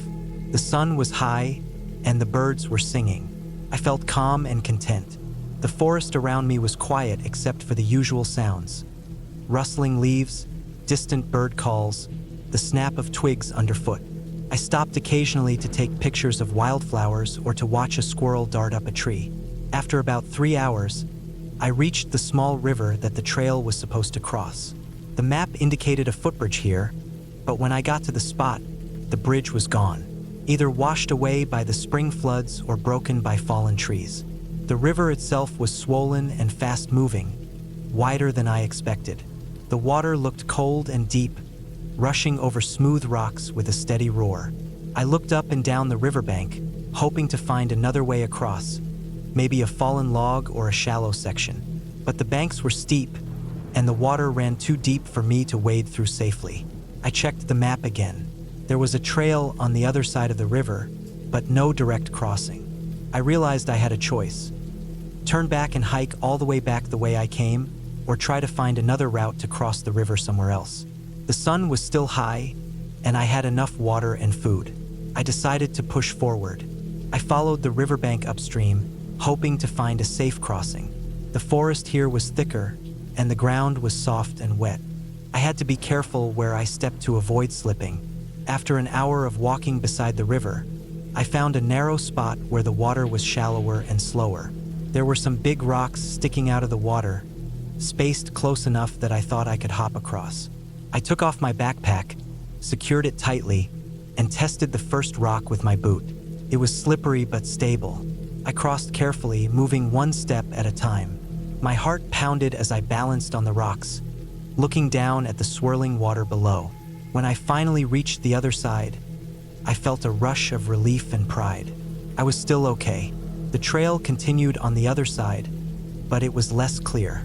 The path was narrow and overgrown, with branches scraping against my jacket. The trees here were older and taller, casting long shadows on the ground even though the sun was still up. The air felt cooler and damper. I kept checking the map, trying to make sure I was going the right way. About 2 hours later, I came to a clearing near the top of a small hill. From here, I could see the valley below. The view was stunning: green forest stretching to the horizon, the river winding like a silver ribbon through the trees. I sat down for a rest and to eat a snack. I felt tired but happy. But then something caught my eye. Near the edge of the clearing, about 100 yards away, I saw movement, a figure standing still among the trees. At first, I thought it was just a deer or another animal, but it was too upright, too still. I blinked and looked again. The figure was wearing dark clothing and looked like a person. I froze. My heart skipped a beat. There was no other person supposed to be on this trail today. I looked around quickly.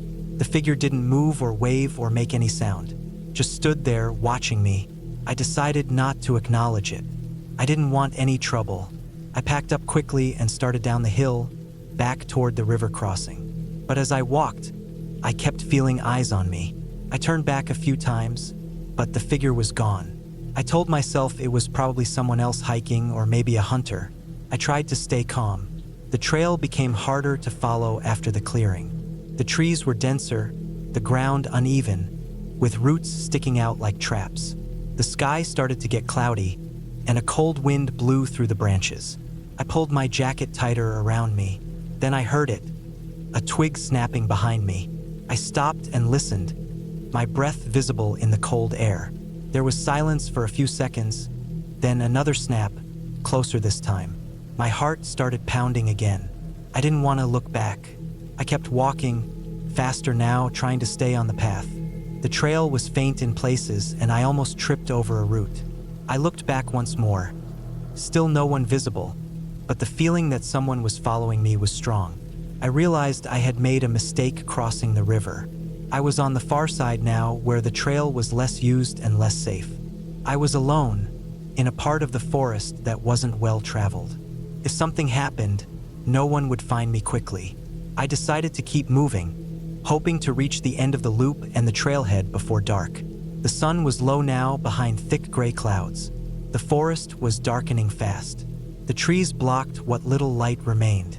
The wind picked up, making the branches creak and groan. Then the rain started, small drops at first, then heavier, soaking through my jacket and making the ground slippery. I put on my rain hood and kept going. I had a flashlight, but I didn't want to use it yet. I hoped I could make it back to the car before it got too dark. The trail descended steeply into a small ravine, the path narrow and slick with mud. I slipped once, caught myself, but twisted my ankle badly. Sharp pain shot through my foot. I limped forward, trying not to put weight on it. Then I heard the sound again, footsteps, coming from behind me. I froze, trying to listen through the rain and the wind. The steps were slow but heavy, matching my pace from a short distance away. Panic flooded me. I tried to run, but my ankle hurt too much. I moved as fast as I could, stumbling through the mud. The footsteps sped up too. I was certain now someone was chasing me. I wanted to shout or call for help, but my throat was dry, and my voice felt weak. I kept moving blindly, hoping to find a safe place or the edge of the trail. The path twisted and turned, and suddenly I fell. The wet roots caught my foot, and I tumbled down a small slope, hitting rocks and branches. Pain exploded through my body, and I hit the ground hard. I lay still for a moment, trying to catch my breath. The footsteps stopped nearby. I heard breathing, heavy and ragged, close to me. I didn't dare open my eyes. After what felt like minutes, the breathing faded away. The footsteps moved off into the forest. I waited another long moment before carefully opening my eyes. The rain was still falling, the sky almost black now. I was soaked, bruised, and hurt, but alive. I tried to stand, but my ankle screamed. I knew I couldn't make it back on foot alone. I pulled out my phone, no signal. I thought about my options. I could stay put and hope someone found me, but I had no way to signal anyone. Or I could try to walk slowly back to the river crossing where I had made the risky decision. I chose the latter. Slowly and carefully, I limped through the dark forest, guided by the fading light and the dim glow of my flashlight. Took hours. At one point, I thought I heard the footsteps again, but it was probably just an animal or the wind. When I finally reached the river crossing spot, I saw something that made my heart sink. The rocks I had crossed earlier were covered in fresh footprints, large, heavy human footprints. They led away from the river into the dark forest. I realized then that I had been followed for a long time. The thought chilled me to the bone. I forced myself to rest briefly, then continued back the way I had come, avoiding the riverbank where those footsteps were. The forest seemed endless, the night deep and full of strange sounds. Owls, distant wolves, and the rustling of unseen creatures. By dawn, I reached the trailhead, exhausted, injured, and terrified. There was a small parking lot and a ranger station nearby. I stumbled to the ranger station and found someone inside. They called emergency services and helped me get medical attention. Later, I learned that the area I had hiked was known for illegal activities, including drug cultivation and occasional violent encounters. The person who had followed me was probably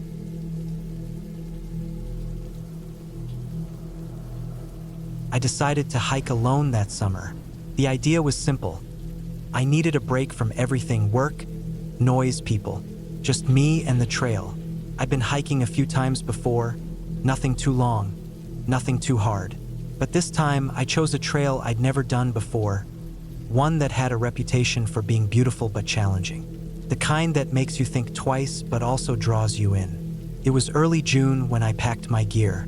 I took a sturdy backpack, enough food and water for 3 days, a map of the trail, compass, first aid kit, a flashlight with extra batteries, and a small camping stove. I wore a comfortable pair of hiking boots, jeans, and a breathable shirt. The weather forecast said it'd be clear, sunny during the day, cool at night. Perfect for hiking.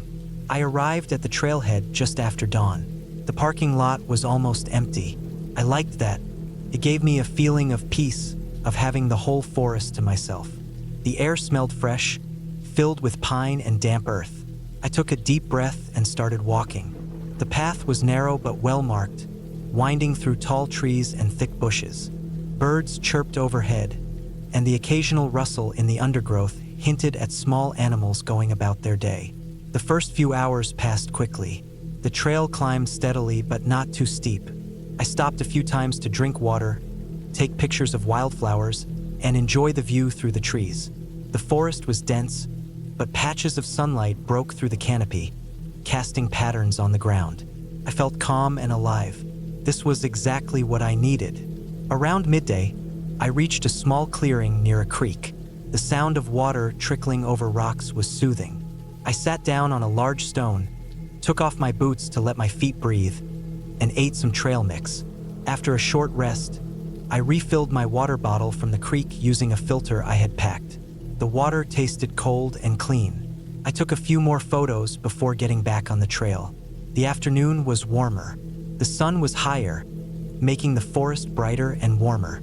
The trail became rougher, with rocks and roots sticking out here and there. I had to watch my step carefully to avoid twisting an ankle. The elevation increased too, and I started feeling the burn in my legs. But I kept going. By late afternoon, I reached a ridge. From there, the view opened up to rolling hills covered in trees, stretching far into the distance. The sky was a deep blue with a few fluffy clouds. I took a long break, sitting on a fallen log, drinking water and soaking in the scene. It was stunning. As the sun began to lower, I decided to find a good spot to camp. I looked for a flat area near the trail, but off enough to avoid being in the way. After about 20 minutes of searching, I found a small patch surrounded by trees and bushes. The ground was soft with pine needles and dry leaves. I set up my tent carefully, making sure it was secure. The wind was light but steady, rustling the leaves above. I cooked a simple meal on my stove, instant noodles and some canned vegetables. It wasn't gourmet, but it was filling. As I ate, I listened to the forest sounds, the distant call of a hawk, the occasional snap of a twig, the whisper of the wind. Night came quickly, the temperature dropped, and I zipped up my sleeping bag, feeling the cool air against my skin. I laid there for a while, staring at the tent's mesh ceiling where the stars twinkled faintly. It was peaceful. For a moment, I forgot about all the stress, the worries that had piled up before I came here. Then something changed. I heard a sound, a low growl, from outside the tent. It was distant but clear. My heart jumped. I stayed very still, trying to listen. The growl came again, louder this time. I told myself it must be a wild animal, probably a bear or a large dog. I had read about bears in this area and knew they were usually more scared of humans than the other way around. Still, the thought made my skin crawl. I grabbed my flashlight and unzipped the tent slowly, careful not to make too much noise. The beam cut through the darkness, revealing nothing but trees and shadows. The growl came again, closer now.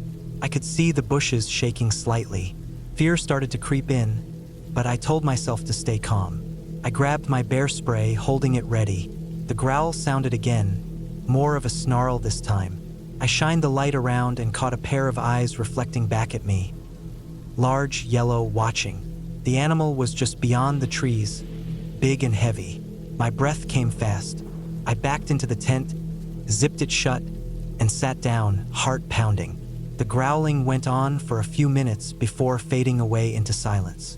I stayed awake the rest of the night, too afraid to sleep, listening for any other sounds. Morning came slowly. The sun barely pierced through the thick canopy, making the forest look gray and dull. I packed up quickly, eager to leave the spot. The ground was wet with dew, and the air was cold. I drank some water, ate a bit, and started hiking down the trail. The rest of the day was uneventful, but my nerves were raw. I kept looking over my shoulder, expecting to see the animal again. I stayed close to the trail, avoiding any thick bushes or places where someone or something could hide. By late afternoon, I reached a ranger station near the trail's end. I was relieved to see people again. I told them about the growling and the eyes in the dark. They nodded, explaining that a large bear had been spotted in the area recently and to be extra cautious. I thanked them and headed back to my car, exhausted but safe. As I drove away, I kept thinking about the night in the tent, the feeling of being so small and vulnerable in the vast forest. The hike was beautiful, but it also reminded me how unpredictable nature can be. That experience changed the way I looked at hiking forever. I still love the outdoors, but now I respect it even more. I prepare better, stay alert, and never underestimate the power of the wild.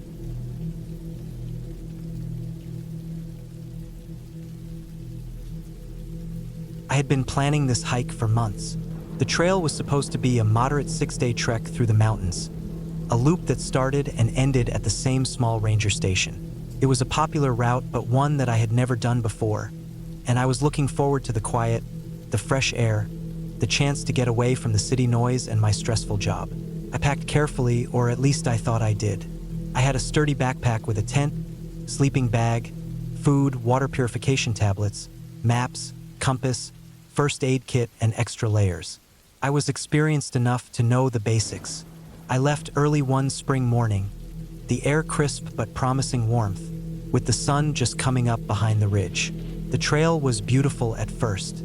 Tall pine trees, a narrow dirt path winding alongside a clear, rushing creek. I was happy to be out there. The sound of water, the smell of wet earth and pine, the gentle rustle of birds. All of it made me forget everything for a while. On the second day, the trail climbed steadily. The trees thinned, and the ground grew rockier. I kept my pace steady, stopping only briefly to drink water and take photos. I knew I had plenty of daylight, and the weather looked good. That night, I camped at a small clearing with a fire ring already made by previous hikers. I set up my tent, cooked some dehydrated food over my small stove, and lay back, looking up at the stars. There was no light pollution out here, just the wide, black sky studded with millions of stars. The third day began with heavy clouds moving in. The wind picked up, and the temperature dropped quickly. I put on my rain jacket and kept moving. The trail grew narrower and steeper as I climbed higher. The rocks were slick with rain, and I had to be careful with every step. I was alone on the trail. I hadn't seen another person in nearly 24 hours, and the silence was thick. Sometimes the wind whistled through the trees. Sometimes it was quiet except for the soft patter of rain on leaves. Around midday, I reached a narrow ridge where the trail was barely a foot wide. One side dropped sharply down hundreds of feet into a dense forest, and the other climbed up jagged rocks slick with moss. I felt a chill run through me, but I told myself to focus, take it slow. Then I heard something, a faint sound like snapping twigs from below the ridge, from the forest. I stopped and listened. The sound repeated, twigs breaking, soft footsteps. I looked down but saw nothing but trees and shadows. I started walking again, faster now.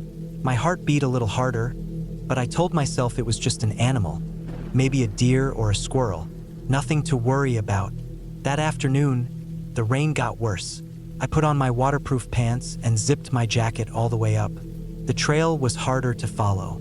The markers were faded, and in some places, water had washed away parts of the path.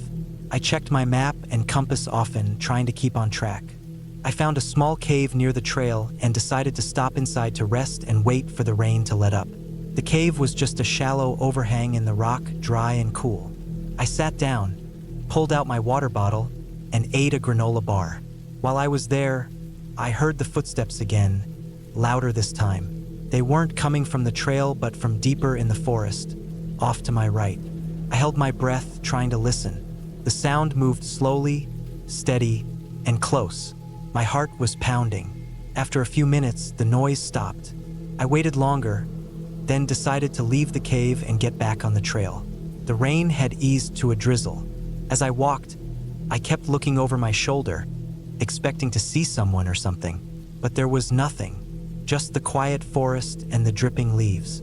That evening, I camped near a small stream. I was tired and wet. I built a fire carefully, using dry twigs I found under fallen trees. The firelight made the shadows dance on the trees around me. I lay in my tent, listening to the rain and the occasional crack of a branch outside. Sleep came slowly. The next morning, I woke to a strange noise outside the tent. It was a soft scratching, like nails or claws scraping on the ground. I unzipped the tent just enough to peek out. Nothing was there. I packed quickly and started walking. My mind was uneasy. I kept hearing footsteps or rustling nearby, but I never saw anything. By the fourth day, I realized I had lost the trail. The markers were missing, and the map no longer matched the terrain. I had been following a faint path, but now it seemed to disappear into thick underbrush and fallen trees. I tried to stay calm. I stopped, pulled out my compass and map, and tried to figure out where I was. I was somewhere on the west side of the mountain range, but the exact location was unclear. I made the decision to backtrack to the last known marker, hoping to find the main trail again. I went slowly, scanning for any signs. That afternoon, the forest grew darker and more tangled. The wind picked up again, and the temperature dropped. I felt the first real bite of fear since the hike started. Suddenly, I heard a low growl. It was close, very close. I froze. The growl came again, louder, deeper. It was not a small animal. It was big, a bear or maybe a mountain lion. I scanned the forest. There was nothing in sight. I backed away slowly, keeping my eyes fixed on the direction of the sound. I made noise with my hiking pole, banging it on a tree to scare off whatever was there. The growl stopped. I waited a long time, heart pounding, before moving again. I kept going, my pace quickening. The forest seemed endless, thick with trees and fallen branches. That night, I barely slept. I set up my tent on a small rocky outcrop and kept my backpack between me and the entrance. I kept my flashlight close and my bear spray ready, though I knew it was only for show if a big animal found me. On the fifth day, my water ran low. I tried to find a stream but only found muddy puddles. I drank sparingly, rationing. I knew I needed to find the ranger station soon. My phone had no signal, and my map was useless in the thick forest. I walked until the sun was high, then stopped to rest. I felt cold and weak. The hunger was getting worse, but I had only a few energy bars left. Then I saw something strange ahead. A small clearing, and in the middle, an abandoned campsite. Old rusted cans, a tattered sleeping bag, and a fire pit cold and covered with leaves. I searched around carefully but found no signs of recent visitors. No footprints, no trash. It gave me a sinking feeling. If someone had been here, where were they now? I decided to stay nearby for the night, hoping to get my strength back. That evening, as I sat by a small fire I managed to start, I heard footsteps again. This time, very close, just outside the clearing. I froze, listening. The footsteps circled the clearing slowly. I held my breath, waiting for a sign, but there was nothing. The footsteps stopped suddenly. The silence returned. I felt exposed, vulnerable, but also helpless. I was alone, lost, and something or someone was near. That night, I barely slept. Every little noise made me jump. I kept the fire alive as long as I could. On the sixth day, I started moving again early, hoping to find the trail or the ranger station. I followed the general direction of the sun, using my compass as best I could. Hours later, I reached a steep slope. As I climbed, I spotted a thin plume of smoke in the distance. My heart jumped. I ran down the hill toward it. The smoke came from a small cabin surrounded by a clearing. I approached carefully, my steps quick and light. At the cabin, I found an older man outside, tending a small garden. He looked up as I came near, surprised but not unfriendly. Without saying a word, I showed him my map and pointed toward the ranger station. He nodded and gestured for me to follow him. He led me down a narrow path that I had missed before. After an hour, we reached the ranger station. I was safe. The ranger thanked me for being careful and told me about how easy it was to get lost on that trail. He warned me to always carry extra supplies and to never underestimate the mountain. I was relieved but exhausted.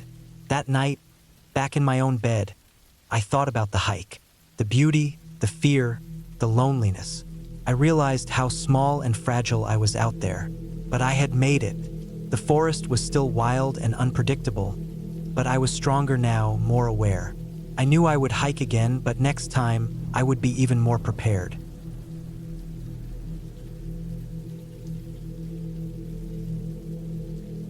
I started my hike early in the morning, just after the sun had come up. The air was cool, but not cold, and there was a slight wind pushing through the trees. I had been planning this hike for weeks. It wasn't a major trail, not one of the famous ones. It was more of a backcountry route in a national forest about 3 hours from where I lived. I had read about it on a hiking forum. It wasn't on any official maps, but people said it was beautiful, quiet, and rarely traveled. That's what I liked. I wanted peace, nature, and maybe a challenge. Not a wide, crowded path with signs every quarter mile. I drove out the night before and slept in my car near the trailhead. It wasn't a proper parking area, just a dirt pull-off beside a forest road. I kept my window cracked and listened to the wind moving through the trees. In the morning, I had a quick breakfast, granola bars, some almonds, and a lot of water, and then I loaded my backpack. I brought what I thought I'd need: a basic first aid kit, some extra food, a lightweight tarp in case of rain, 2 full water bottles, and a paper map I had printed from online, even though the trail wasn't marked. I had my phone too, but I knew service would be spotty at best. The trail started steep but well-worn. It cut through a dense forest of pine and fir, with thick green undergrowth on both sides. I hiked for over an hour, passing a few small streams and climbing steadily uphill. The sounds were calming: birds, the rustling of the wind, the occasional snapping twig under my boots. I was alone and I liked it. No other cars had been at the trailhead. It was just me and the forest. After about 2 hours, the trail split. One direction continued uphill, curving around the base of a ridge. The other dropped down slightly toward a more open area, where the trees thinned and I could see a wide meadow in the distance. According to the map, the original trail went uphill.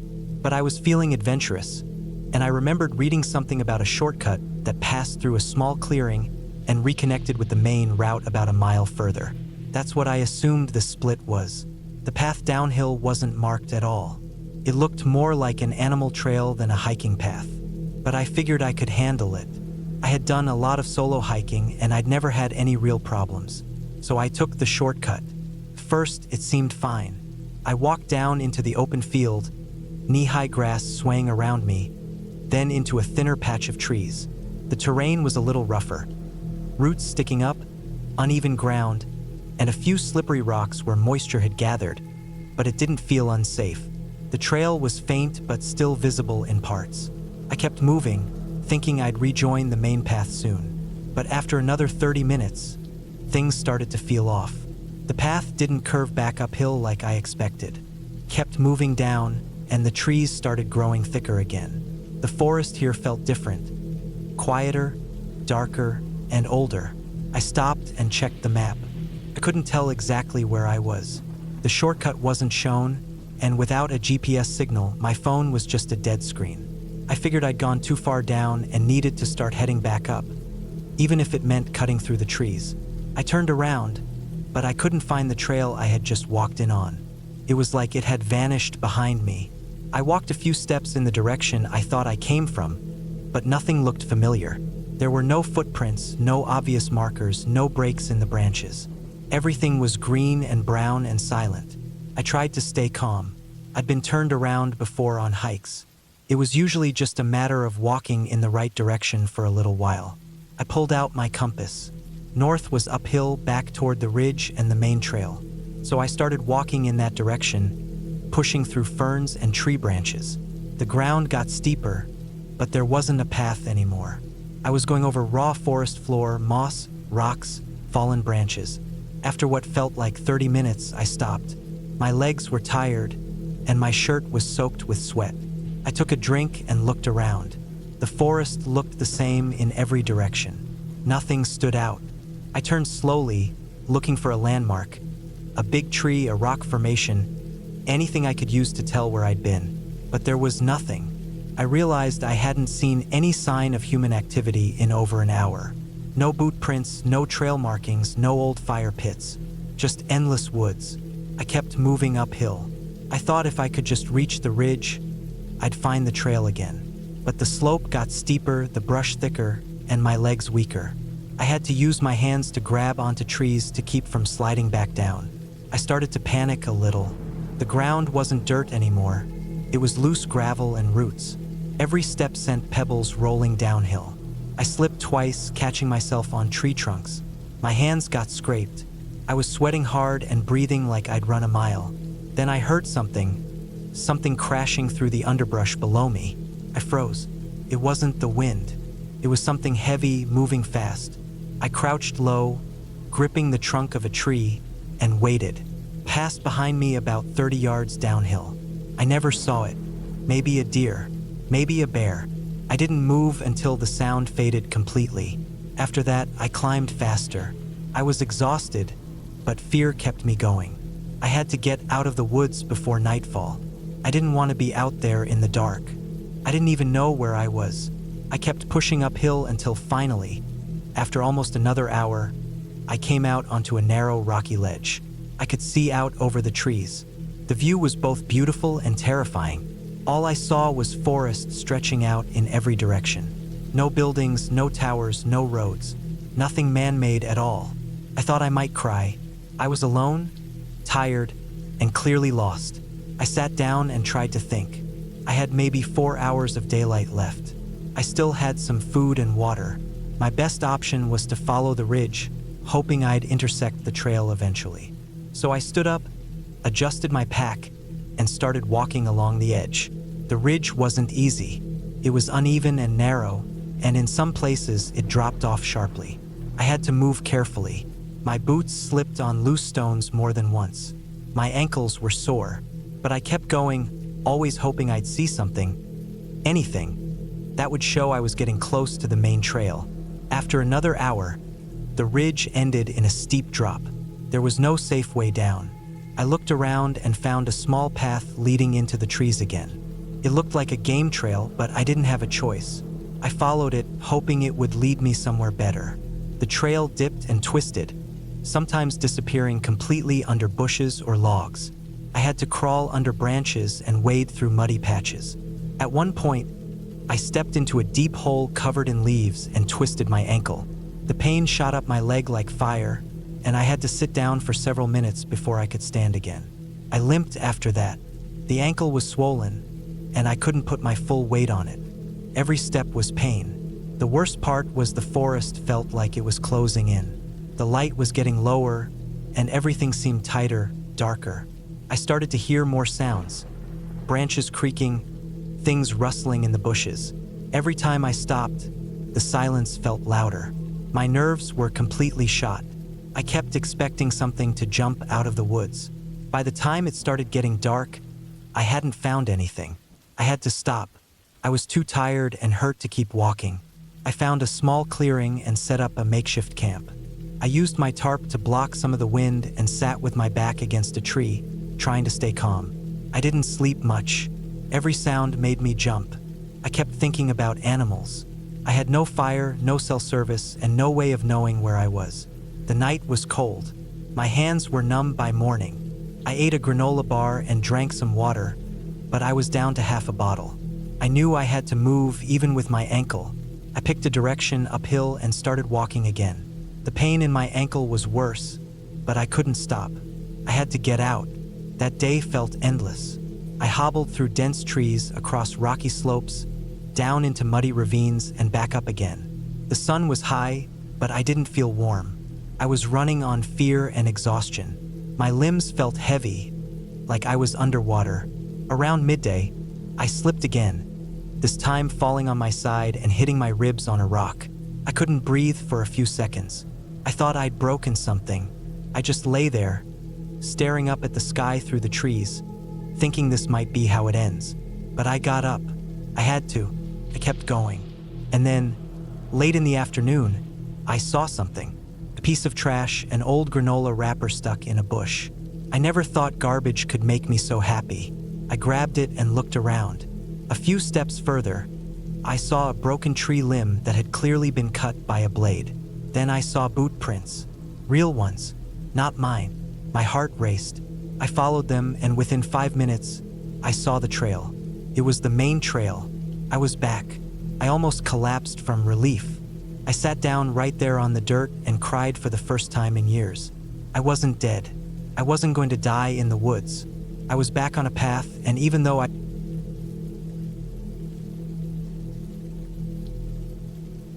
don't talk about this trip much. It happened 3 years ago in the fall when I took a week off work just to get away from the city. I'd been working 60-hour weeks and barely sleeping. I felt worn out, like my head was always full of noise. All I wanted was a quiet hike in the mountains. Something alone, away from traffic, phones, people, everything. I picked a national forest that wasn't too far from home but far enough to feel like a real escape. The area was known for its deep valleys, thick forests, and cold streams that carved through the land. It didn't get as many visitors as other parks nearby, which was exactly what I was looking for. I planned a 3-day out-and-back route, about 30 miles round trip. Not extreme, but enough to feel like a challenge. The forecast looked good, clear skies, chilly nights, no rain. I packed my usual gear, tent, sleeping bag, food for 3 days, water filter, bear spray, compass, printed map, first aid kit, the works. I brought my phone for emergencies, but I knew I wouldn't have any signal once I got into the deeper parts of the forest. That didn't bother me. I arrived at the trailhead early in the morning. My car was the only one in the gravel lot. The air was cold and smelled like pine needles. I remember how quiet it was. Not just the kind of quiet you get in the woods. This was a deeper kind, like the world was holding its breath. The first day of hiking was beautiful. The trail climbed steadily through fir and spruce. Golden leaves crunched under my boots. I passed mossy boulders and crossed a few narrow wooden bridges. Every now and then, I'd hear a woodpecker or the rustle of squirrels in the underbrush, but mostly it was just me, my footsteps, and the wind. By the afternoon, I was deep in the forest. The trees grew closer together here. The light dimmed even though the sun was still up. I had that feeling like I'd stepped into a different world, one that didn't care whether I was there or not. It wasn't threatening exactly, just indifferent. I set up camp beside a small creek that night. The water was clear and cold, and I filtered a few liters before cooking dinner. I sat on a flat rock and ate in silence, watching the light fade behind the trees. I didn't build a fire. I usually don't when I'm alone. Fires attract attention, and I didn't want any, animal or human. That night was colder than I expected. I remember waking up around 2 a.m. and hearing something outside the tent. A slow crunching sound, like someone or something was walking through the leaves. I held my breath. The sound moved around the tent once, maybe twice, then stopped. I waited for what felt like an hour, staring into the dark. Eventually, I fell asleep again. In the morning, I stepped out of the tent and looked around. There were no tracks. Nothing looked disturbed. Maybe it was a deer. Maybe it was my imagination. Either way, I packed up and got moving. The second day was harder. The trail got steeper, narrower, and less maintained. There were long stretches where the path almost disappeared under fallen leaves and branches. I checked my map often and used landmarks to stay on course. The forest was denser here, and I noticed how quiet it had become. Too quiet.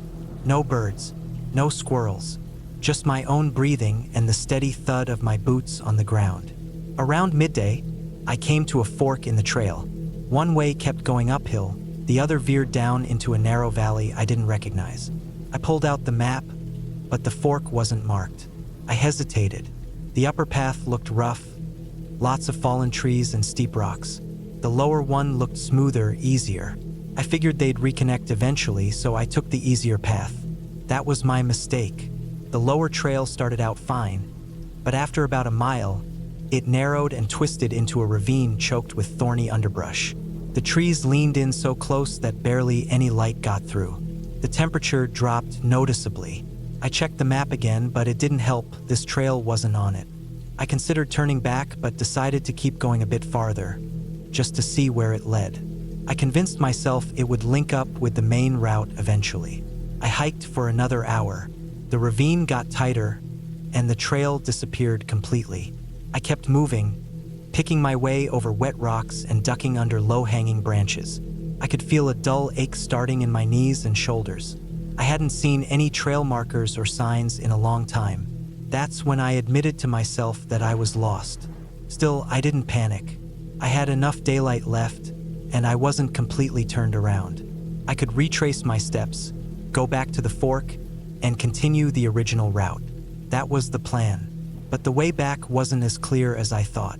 The trail I had just followed was gone. Just thick woods and uneven ground in every direction. I looked for broken branches, scuffed leaves, anything to show where I'd come from, but it was like the forest had swallowed the path behind me.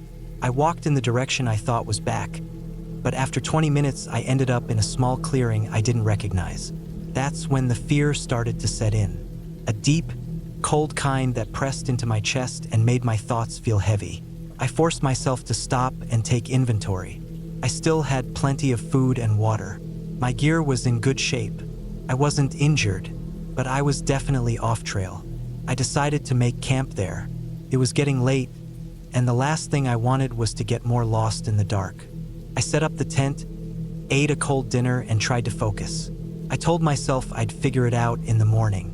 Maybe climb to higher ground and get my bearings. It sounded logical, but I couldn't shake the feeling that I'd made a serious mistake. That night was worse than the first. I heard footsteps again, just after midnight. Slow, deliberate steps in the leaves. They circled the tent more than once. I sat up in my sleeping bag, clutching the bear spray, my heart pounding so loud I thought whoever, or whatever, was out there could hear it. The steps stopped.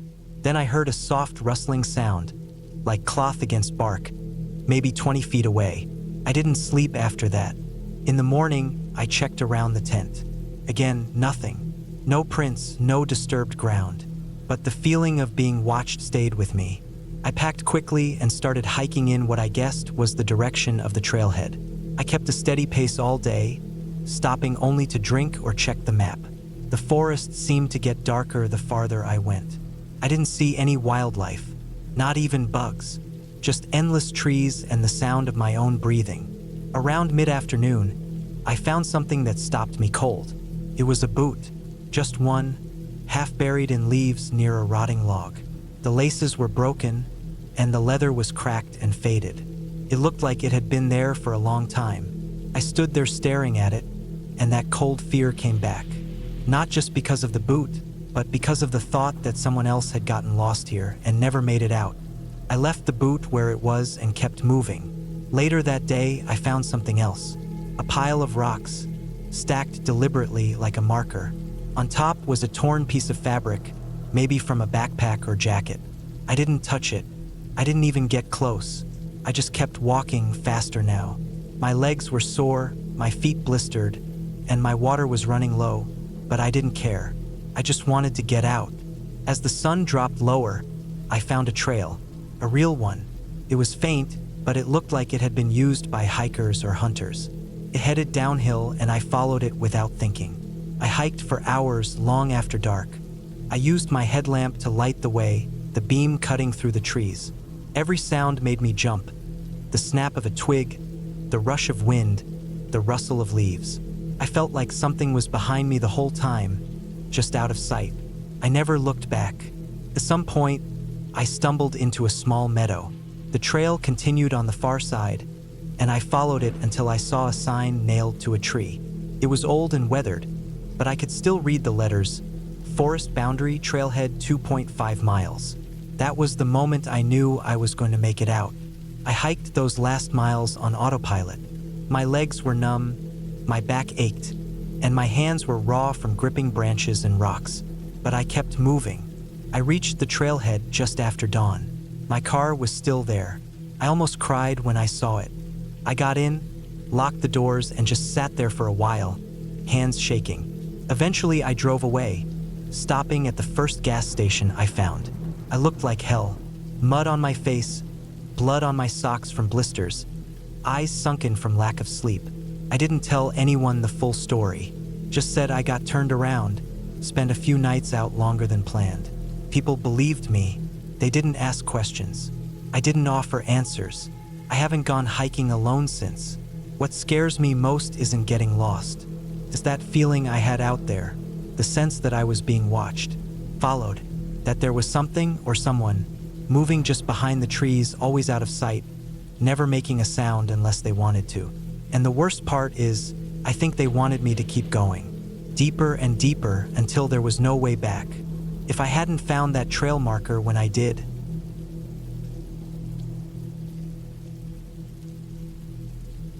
I had always loved hiking. The quiet of the woods, the crunch of leaves beneath my boots, the sharp scent of pine and wet earth. It all felt like a balm to the endless noise of city life. I planned this trip carefully, mapping out a route through a section of the national forest I had never explored before. The trail was supposed to be moderate, about 8 miles long, looping through thick forest and alongside a slow-moving creek. I packed my backpack with the essentials: water, snacks, a first aid kit, a map, compass, flashlight, and a whistle. My phone was fully charged, though I knew from experience it wouldn't have service deep in the woods. I left early in the morning, just as the sun was rising. The air was crisp and cool, a slight mist hanging low over the trees. As I stepped onto the trailhead, I felt a thrill of anticipation. This hike was meant to be a chance to clear my head after a rough few weeks. The first couple of hours were peaceful. The trail wound through dense fir and spruce trees, the light filtering softly through the needles. Birds called occasionally from high branches. I passed patches of wildflowers and small clearings where the sun warmed the moss-covered ground. I stopped a few times to take photos and drink water, trying to soak in the calm. By late morning, the trail began to climb more steeply. The path narrowed and the ground grew rockier. I carefully picked my way over roots and stones, gripping my trekking poles tightly. The forest thickened, shadows growing longer. I noticed the sounds around me shifted to fewer birds, less wind. It was as if the woods were holding their breath. At one point, I paused near a fallen log to rest. The damp smell of decay was strong, mixed with the rich scent of earth. I took out a granola bar and sipped water. My heart rate was steady, but there was a strange tightness in my chest I couldn't explain. I shrugged it off as nerves or maybe tiredness. After about 4 hours, I reached the highest point on the trail, a small ridge overlooking a deep valley. The view was breathtaking, layers of green treetops stretching out to the horizon, a ribbon of river glittering far below. I took a long break, sitting on a rock, letting the cool breeze wash over me. I checked the time. I was right on schedule to finish the loop by late afternoon. But then I noticed something odd. Across the valley, on the opposite ridge, I could see faint movements, dark shapes shifting between the trees. At first, I thought they were just deer or elk, but the shapes were too large and moved in a way that didn't look quite natural. They didn't scatter like animals normally would if they saw a human. A chill ran down my spine. I stood up and scanned the area with my binoculars. The shapes were definitely people. Several of them, spaced out along the ridge, almost like they were watching me. My heart pounded harder. Why would anyone be out here so far off the beaten path, just staring? I packed up quickly and began to descend the ridge. My steps were faster now, urgency creeping into my movements. The trail curved back toward the creek, where I planned to follow the water downstream to the trailhead. The forest felt different on the way down. The trees seemed closer together, the light dimmer. Every snap of a twig or rustle of leaves made me jump. My eyes darted constantly, scanning for any sign of movement. Then I heard it, a low, muffled noise coming from somewhere ahead. It was a sound I couldn't place at first. A mix of shuffling feet, maybe talking, though the voices were too quiet to understand. I stopped, holding my breath. The noise stopped. I took a deep breath and kept moving, trying to stay calm. My boots crunched over the leaf litter. The trail bent sharply, and I saw the creek ahead, the water clear and cold as it slipped over smooth stones. I followed the creek for a while, hoping the sound had been a trick of the wind or wildlife. But the feeling of being watched stayed with me. Suddenly, I caught movement out of the corner of my eye. A figure stood just off the trail, half hidden behind a tree. It was a man, wearing dark clothes and a baseball cap pulled low over his face. He didn't say anything. He just stared. My pulse jumped. I slowed down, weighing my options. I didn't want to run blindly. That could make things worse. I kept walking slowly, not making direct eye contact. The man stepped forward, blocking the trail. I stopped. He looked me over quietly, then stepped aside, motioning with his hand for me to pass. I didn't wait to argue. I moved past him quickly, keeping my eyes on the trail ahead.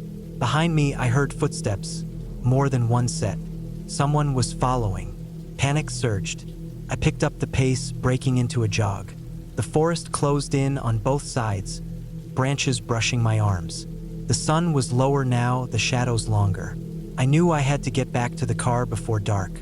The footsteps behind me grew louder, closer. I dared a glance back. 2 men were chasing after me, their faces hard and unreadable. I ran harder, the pounding of my heart loud in my ears. My legs burned, but fear gave me strength. The trail twisted and dropped steeply. My foot caught on a root, and I stumbled, barely catching myself before falling. I risked a glance behind again. The men were gaining. Ahead, I saw the trailhead, a clearing, a dirt parking lot with my car waiting. Relief flooded me. I pushed harder, sprinting the last few hundred feet. I reached my car, fumbled for my keys, and threw the door open. The men reached the edge of the clearing just as I slammed the door shut and locked it. I started the engine, tires spinning on loose gravel. They stopped at the edge of the lot, shouting, but their words were lost in the roar of the engine. I backed up fast, then hit the road. The drive out of the forest was tense. I kept checking my mirrors, half expecting them to appear behind me. But the road was empty. When I finally reached a gas station and pulled over, my hands were shaking so badly I could barely hold the steering wheel. I sat for a long time trying to calm down. I called the police, explaining what had happened. They told me to stay where I was and that an officer was on the way. Later, the officers drove me back to the trailhead with a search team. They found footprints and some discarded items along the trail, empty beer cans, cigarette butts, and a makeshift campsite. The men were known troublemakers in the area, suspected in several incidents of harassing hikers and campers.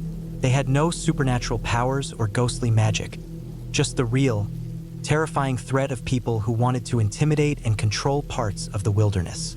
I never went back to that trail. Hiking is still something I love, but that day taught me how real danger can lurk in the most peaceful places. Nature can be beautiful and calm, but it can also hide darker, human fears that are just as frightening.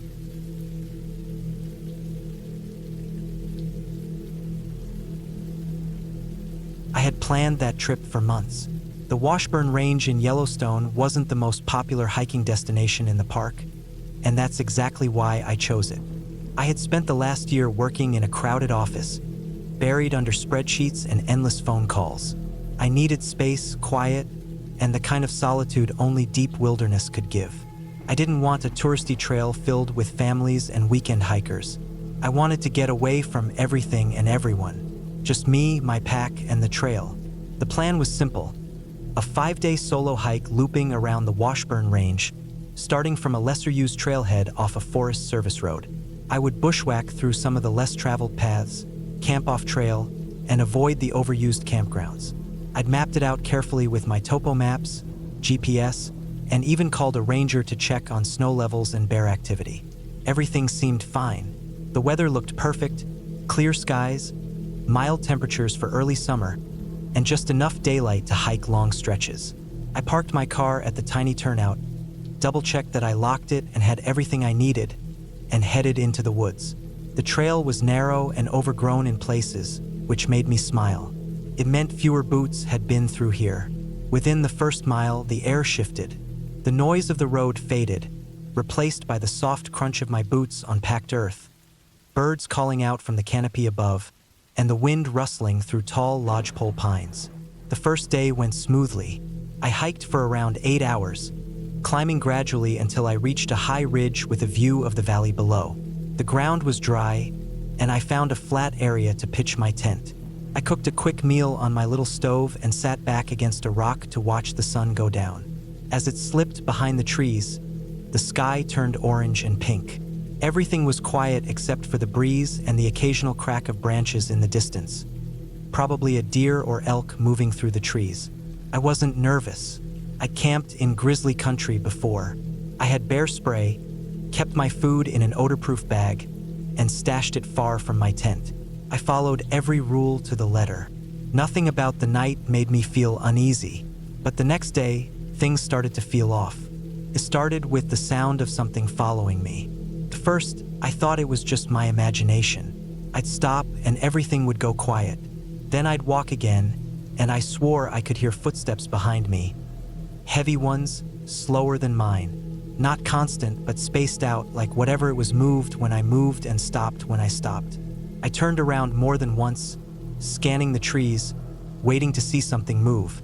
But there was nothing, just trees, rocks, and shadows. By mid-afternoon, I tried to shake it off. Maybe it was a large animal trailing me. That happens sometimes. Curious bears, cougars, even moose. They don't always approach. Sometimes they just watch. I wasn't scared, not yet, but I was more alert. I started to glance over my shoulder every few minutes, listening harder, stepping more quietly. I made camp earlier that night, partly to settle down and partly because I wanted time to take stock of my surroundings. I chose a spot in a low clearing beside a small stream, good for refilling water and tucked between a few large boulders. I set my bear bag far away again, checked my gear, and even looped some paracord with tiny bells around the edge of my tent. I'd seen others do it as a noise alarm system, and it suddenly felt like a smart idea. Around 3 a.m., I woke up, not to a sound, but to the absence of it. The wind had stopped. The crickets and frogs were silent. The air was still, thick even, like before a storm. I laid still in my sleeping bag, eyes wide open, listening. Then I heard it, slow crunches in the woods. Heavy, deliberate. Not a deer. Not something moving through quickly or clumsily. Whatever it was, it moved like it had a destination. Like it knew exactly where it was going. The steps came closer. My heart pounded in my chest. Couldn't breathe right. The bells stayed silent. It was still outside the line I'd set up. I didn't move. I didn't even reach for my bear spray.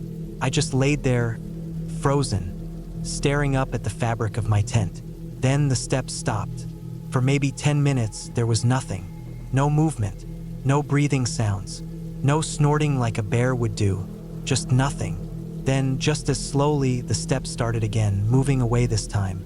I stayed awake for the rest of the night, gripping the can of bear spray, barely blinking. When dawn came, I got out of the tent and walked the perimeter. There were prints in the soft dirt, large ones, too big for a human, maybe a bear, but they weren't deep, and they didn't have claw marks at the tip. I wasn't sure. I wasn't thinking clearly. I just packed everything fast and got back on the trail. I was supposed to loop east that day, but I changed course. I decided to cut the trip short by a day and go south instead, toward a ranger station I'd marked as a potential bailout point. That's when things started to go wrong. The trail I took was more primitive, barely used. A few fallen trees blocked the path, and I had to detour more than once through brush and loose scree. I didn't see anyone. No signs of people, no boot prints, no discarded wrappers, no voices in the distance. Just the wind and birds and the occasional rustle in the undergrowth. I hiked hard all day, wanting to put miles between me and the place I'd camped. My legs ached, and my shoulders throbbed under the weight of the pack. Around late afternoon, I reached a narrow gorge. My map showed a dry riverbed there, and crossing it would save me a full day's loop. It was steep but manageable. I scrambled down carefully, using my hands for balance. I crossed the bottom and started climbing the other side when I heard a sound that stopped me cold. A rock, big, slammed into the canyon wall above me. Then another, not falling naturally but thrown. I ducked behind a boulder and looked up, scanning the ridge. Nothing, but I knew that wasn't natural. Rocks don't just fall like that. They don't hit in pairs like someone's hurling them. I waited 10 minutes, 20 maybe. Nothing else happened. But I didn't climb the other side.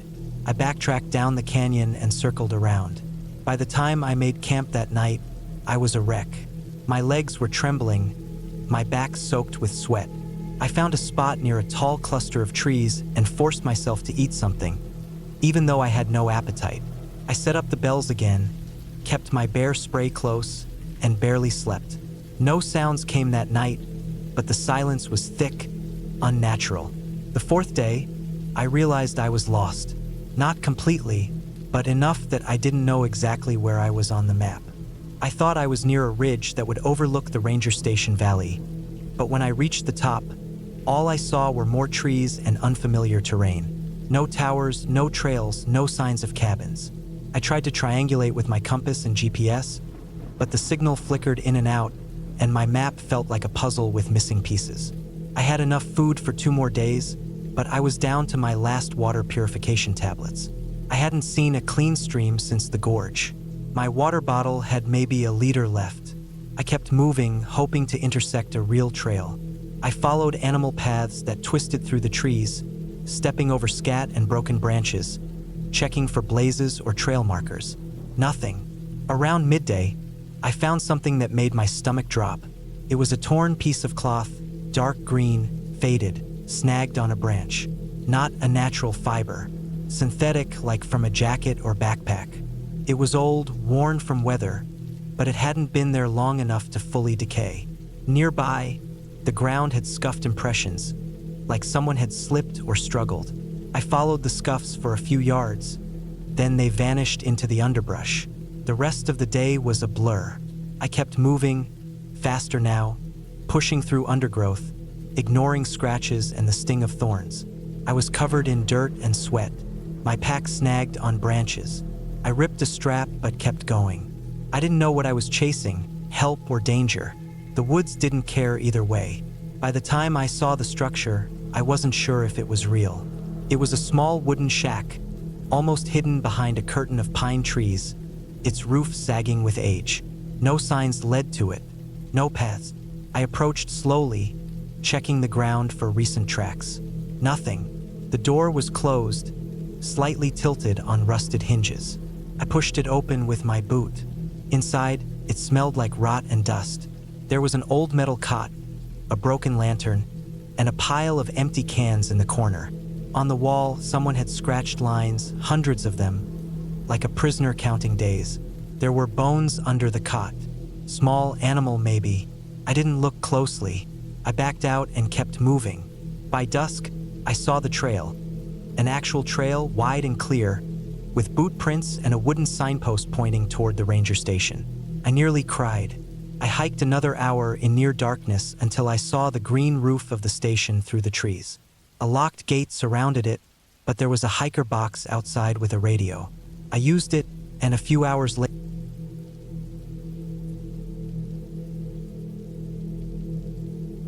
I had planned the hike for weeks. The idea was simple: a solo trek through a stretch of wilderness that not many people dared to visit, somewhere deep in the mountains far from any marked trails. I needed time away from everything: work, city noise, and people. I packed lightly but carefully. Enough water, some dried food, a good map, a compass, my phone with GPS, a small first aid kit, and a sturdy knife. I also brought a flashlight and extra batteries just in case. The day I set off, the sky was clear and blue, and the air was cool but not cold. The trailhead was hidden at the end of a long dirt road, which I reached after hours of driving on gravel and potholes. I double-checked my gear, took a deep breath, and started walking. At first, the hike was peaceful. The forest was quiet except for birds and the occasional rustle of leaves as squirrels or rabbits moved through the underbrush. The trail was narrow and rough but easy enough to follow. I kept an eye on my map and the compass, making sure I stayed on course. As the hours passed, I climbed higher. The trees thinned, and the ground became rockier. The wind picked up, cold and sharp, whipping through the branches. I stopped for a break on a large boulder overlooking a small valley. The view was stunning. Jagged mountain peaks rose in the distance, still capped with patches of snow. The valley below was thick with dark green pine trees. I felt a surge of satisfaction and calm. I checked my watch.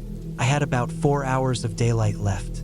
My plan was to find a good spot to camp before dark, maybe near a stream I saw marked on the map about 2 miles ahead. I packed up and moved on.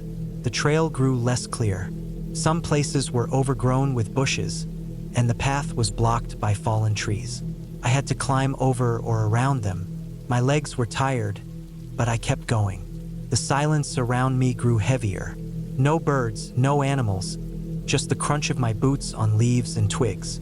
Then I noticed something odd. The forest looked disturbed. Trees bent and broken, branches snapped, and the ground dug up in patches. At first, I thought it was the work of deer or elk, but it felt too large and chaotic. I stopped and looked around carefully. In the fading light, I caught a glimpse of large tracks in the soft mud near a shallow puddle. They were huge, much bigger than any deer's. The prints looked like bear tracks, maybe a grizzly or a large black bear. My heart sped up. I knew the area was bear country, but I had hoped to avoid any encounters. I pulled out my bear spray, clipped it on my belt, and tried to stay calm. I decided to keep moving but be very cautious. I found the small stream just as the sun was sinking behind the mountains. The cold water trickled over smooth stones. I looked for a place to set up my tent. I found a flat spot a little above the stream, sheltered by thick trees. I worked quickly to pitch the tent. The air was growing colder now, and the shadows lengthened. I ate a small meal, drank some water, and tried to relax. I knew I had to be alert during the night. After cleaning up, I put my knife and bear spray within reach inside the tent. I wrapped myself tightly in my sleeping bag and listened. The forest was quiet but tense. Every small sound made me jump. A twig snapping, leaves rustling. I tried to remind myself that most animals are shy and want nothing to do with humans. Then I heard it, a low growl, far off but close enough to send chills down my spine. My breath caught. I froze, straining to listen. The growl came again, closer this time, followed by heavy footsteps breaking branches and crunching leaves. I knew what it was, a bear, probably a large male searching for food. I felt the fear rise up, sharp and real. I reached for my bear spray, my hands shaking. The footsteps grew louder, closer. Something moved just outside the thin tent fabric. I held my breath, hoping the bear would move on. Suddenly, a loud snap. Something big slammed against the side of my tent. The canvas shook violently. I gripped the bear spray and my knife, ready to defend myself. Then the noise stopped. Heavy breathing outside. The bear was sniffing, testing. I stayed as still as I could. Minutes felt like hours. Then, almost as suddenly as it came, the bear moved away. The footsteps faded into the night. I waited another long while before slowly unzipping the tent. Outside, the moon cast faint light over broken branches and disturbed ground. The bear had circled around, destroyed some of my gear left outside, and moved on. I packed my things quickly, deciding to hike out immediately. The adrenaline pushed away my exhaustion. The night hike was tough, but I followed my compass and map by flashlight, retracing my steps. Hours later, just as dawn broke, I reached my car. I was shaken but safe. I never went back to that trail. The encounter reminded me how wild and unpredictable nature really is. You can plan all you want, but sometimes nature decides the rules.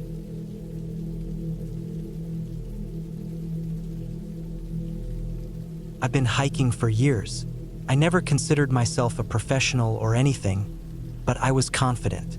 I'd done solo hikes through deserts, forests, and some mountain trails too.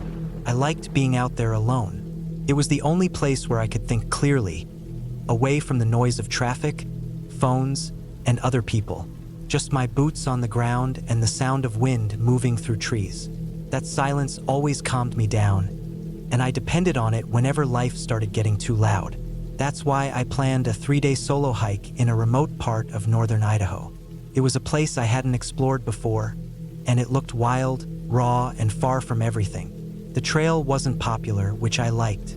No crowds, no kids screaming, no people leaving plastic bottles in creeks. I wanted something quiet and untouched. I parked at the trailhead around 7:30 a.m. on a Friday morning. My truck was the only one there. I made sure everything was locked, double-checked my gear, and took the first steps into the woods. The sky was clear, the temperature was perfect, and everything smelled like pine and dirt. I had a solid plan. I'd hike about 10 miles into the woods on day 1, then veer off the marked trail to follow an old logging road I found on a topo map. It wasn't in use anymore, but it would cut across a ridge and connect back to the trail 2 days later, completing a loop. The area had no cell signal and was hours away from the nearest town. I brought a GPS tracker and left my route info with my brother just in case. For the first few hours, everything felt normal. I moved steadily, stopped to drink water, and took short breaks to listen to birds and check the map. The forest was dense and thick with tall trees. There were long stretches where it felt like I was walking through a tunnel made of green. I didn't see any wildlife, but I heard plenty. The kind of sounds you expect. Squirrels in the brush, birds high above, and wind making the trees creak gently. By mid-afternoon, I was deeper in than I expected to be, but it felt good. The deeper I got, the quieter it became. I didn't realize how little human sound there was until I stopped walking. No airplanes overhead, no distant cars, not even an echo of civilization. It was almost too quiet. Around 4 p.m., I stopped to set up camp just off the trail in a small flat area near a creek. The water was running cold and clear. I filtered what I needed, cooked a simple meal, and just sat there watching the light fade behind the trees. But something started to feel strange. I don't even know how to explain it. It wasn't a sound. It wasn't a smell. It was just a feeling, like I was being watched. I scanned the woods but didn't see anything. Still, I couldn't shake the feeling. It was like something in the air had changed. That night, I struggled to sleep. I kept hearing things. At first, I told myself it was just the woods doing what woods do. Branches fall, animals move, but these weren't normal sounds. Twice I heard what I thought were footsteps, slow and steady, crunching through leaves. I sat up in my sleeping bag and held my breath, trying to listen. When I unzipped the tent and shined my light around, there was nothing. I barely slept, and when the sun came up, I packed faster than usual. I told myself it was just paranoia. I'd hiked alone dozens of times before, and I'd had moments like that before, when your mind plays tricks on you. I kept moving along the old logging road, which had started to fade under moss and leaves. It was easy to lose, but I had it marked on my GPS. The woods were thicker now. The trees were closer together, the canopy darker. It was harder to hear anything far away, and that made me uneasy. Around mid-morning, I found something that didn't belong. It was a pile of bones. Not animal bones, not like a deer or rabbit. These were larger. Maybe a cow? But there weren't any farms or ranches out here. I got closer and noticed the bones were clean, picked dry. The skull was missing. I told myself it was probably a moose that died years ago, but the area around the bones didn't look like it had been disturbed by scavengers. No fur, no drag marks, just bones piled neatly. Felt wrong. I didn't stay long. By noon, I was at a part of the trail that dipped into a narrow valley. The trees thickened even more here, and it got noticeably darker and colder. That's when I saw something else. Tarp. Blue, torn, draped over some branches off the road. I didn't want to go near it, but I did. Curiosity pulled me in. Under the tarp was an old, weathered backpack. It was covered in leaves, and there were claw marks across the fabric. deep ones. The straps were shredded, and the inside was mostly empty except for a rusted camp stove and a crushed metal cup. That should have been enough. I should have turned around right then, but I didn't. I pushed on, walking faster now. The air felt heavier, like it was harder to breathe. The forest seemed to close in on me. Around 3 p.m., I noticed boot prints in the dirt. Not mine. These were older but still clear. Heavy tread, deep heel marks. Someone had come this way recently, heading in the same direction I was. Then I found the camp. It was hidden off the road behind a thick patch of brush. A small fire pit. A homemade lean-to made from branches and rope. It wasn't fresh, but it hadn't been abandoned long either. There were empty cans stacked in a neat pile and some old tools rusting nearby. A hatchet stuck in a stump, a folding saw, a shovel. Something about the site felt wrong.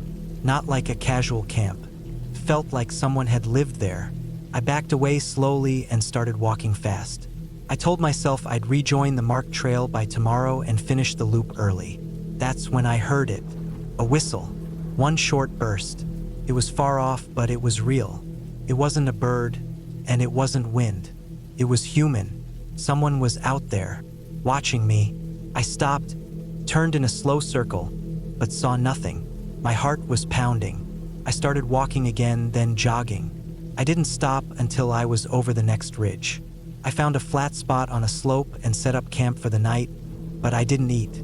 I just sat there with my headlamp off, holding my knife, listening to every crack of a branch and rustle of leaves. That night, I didn't sleep at all. Sometime around midnight, I heard movement.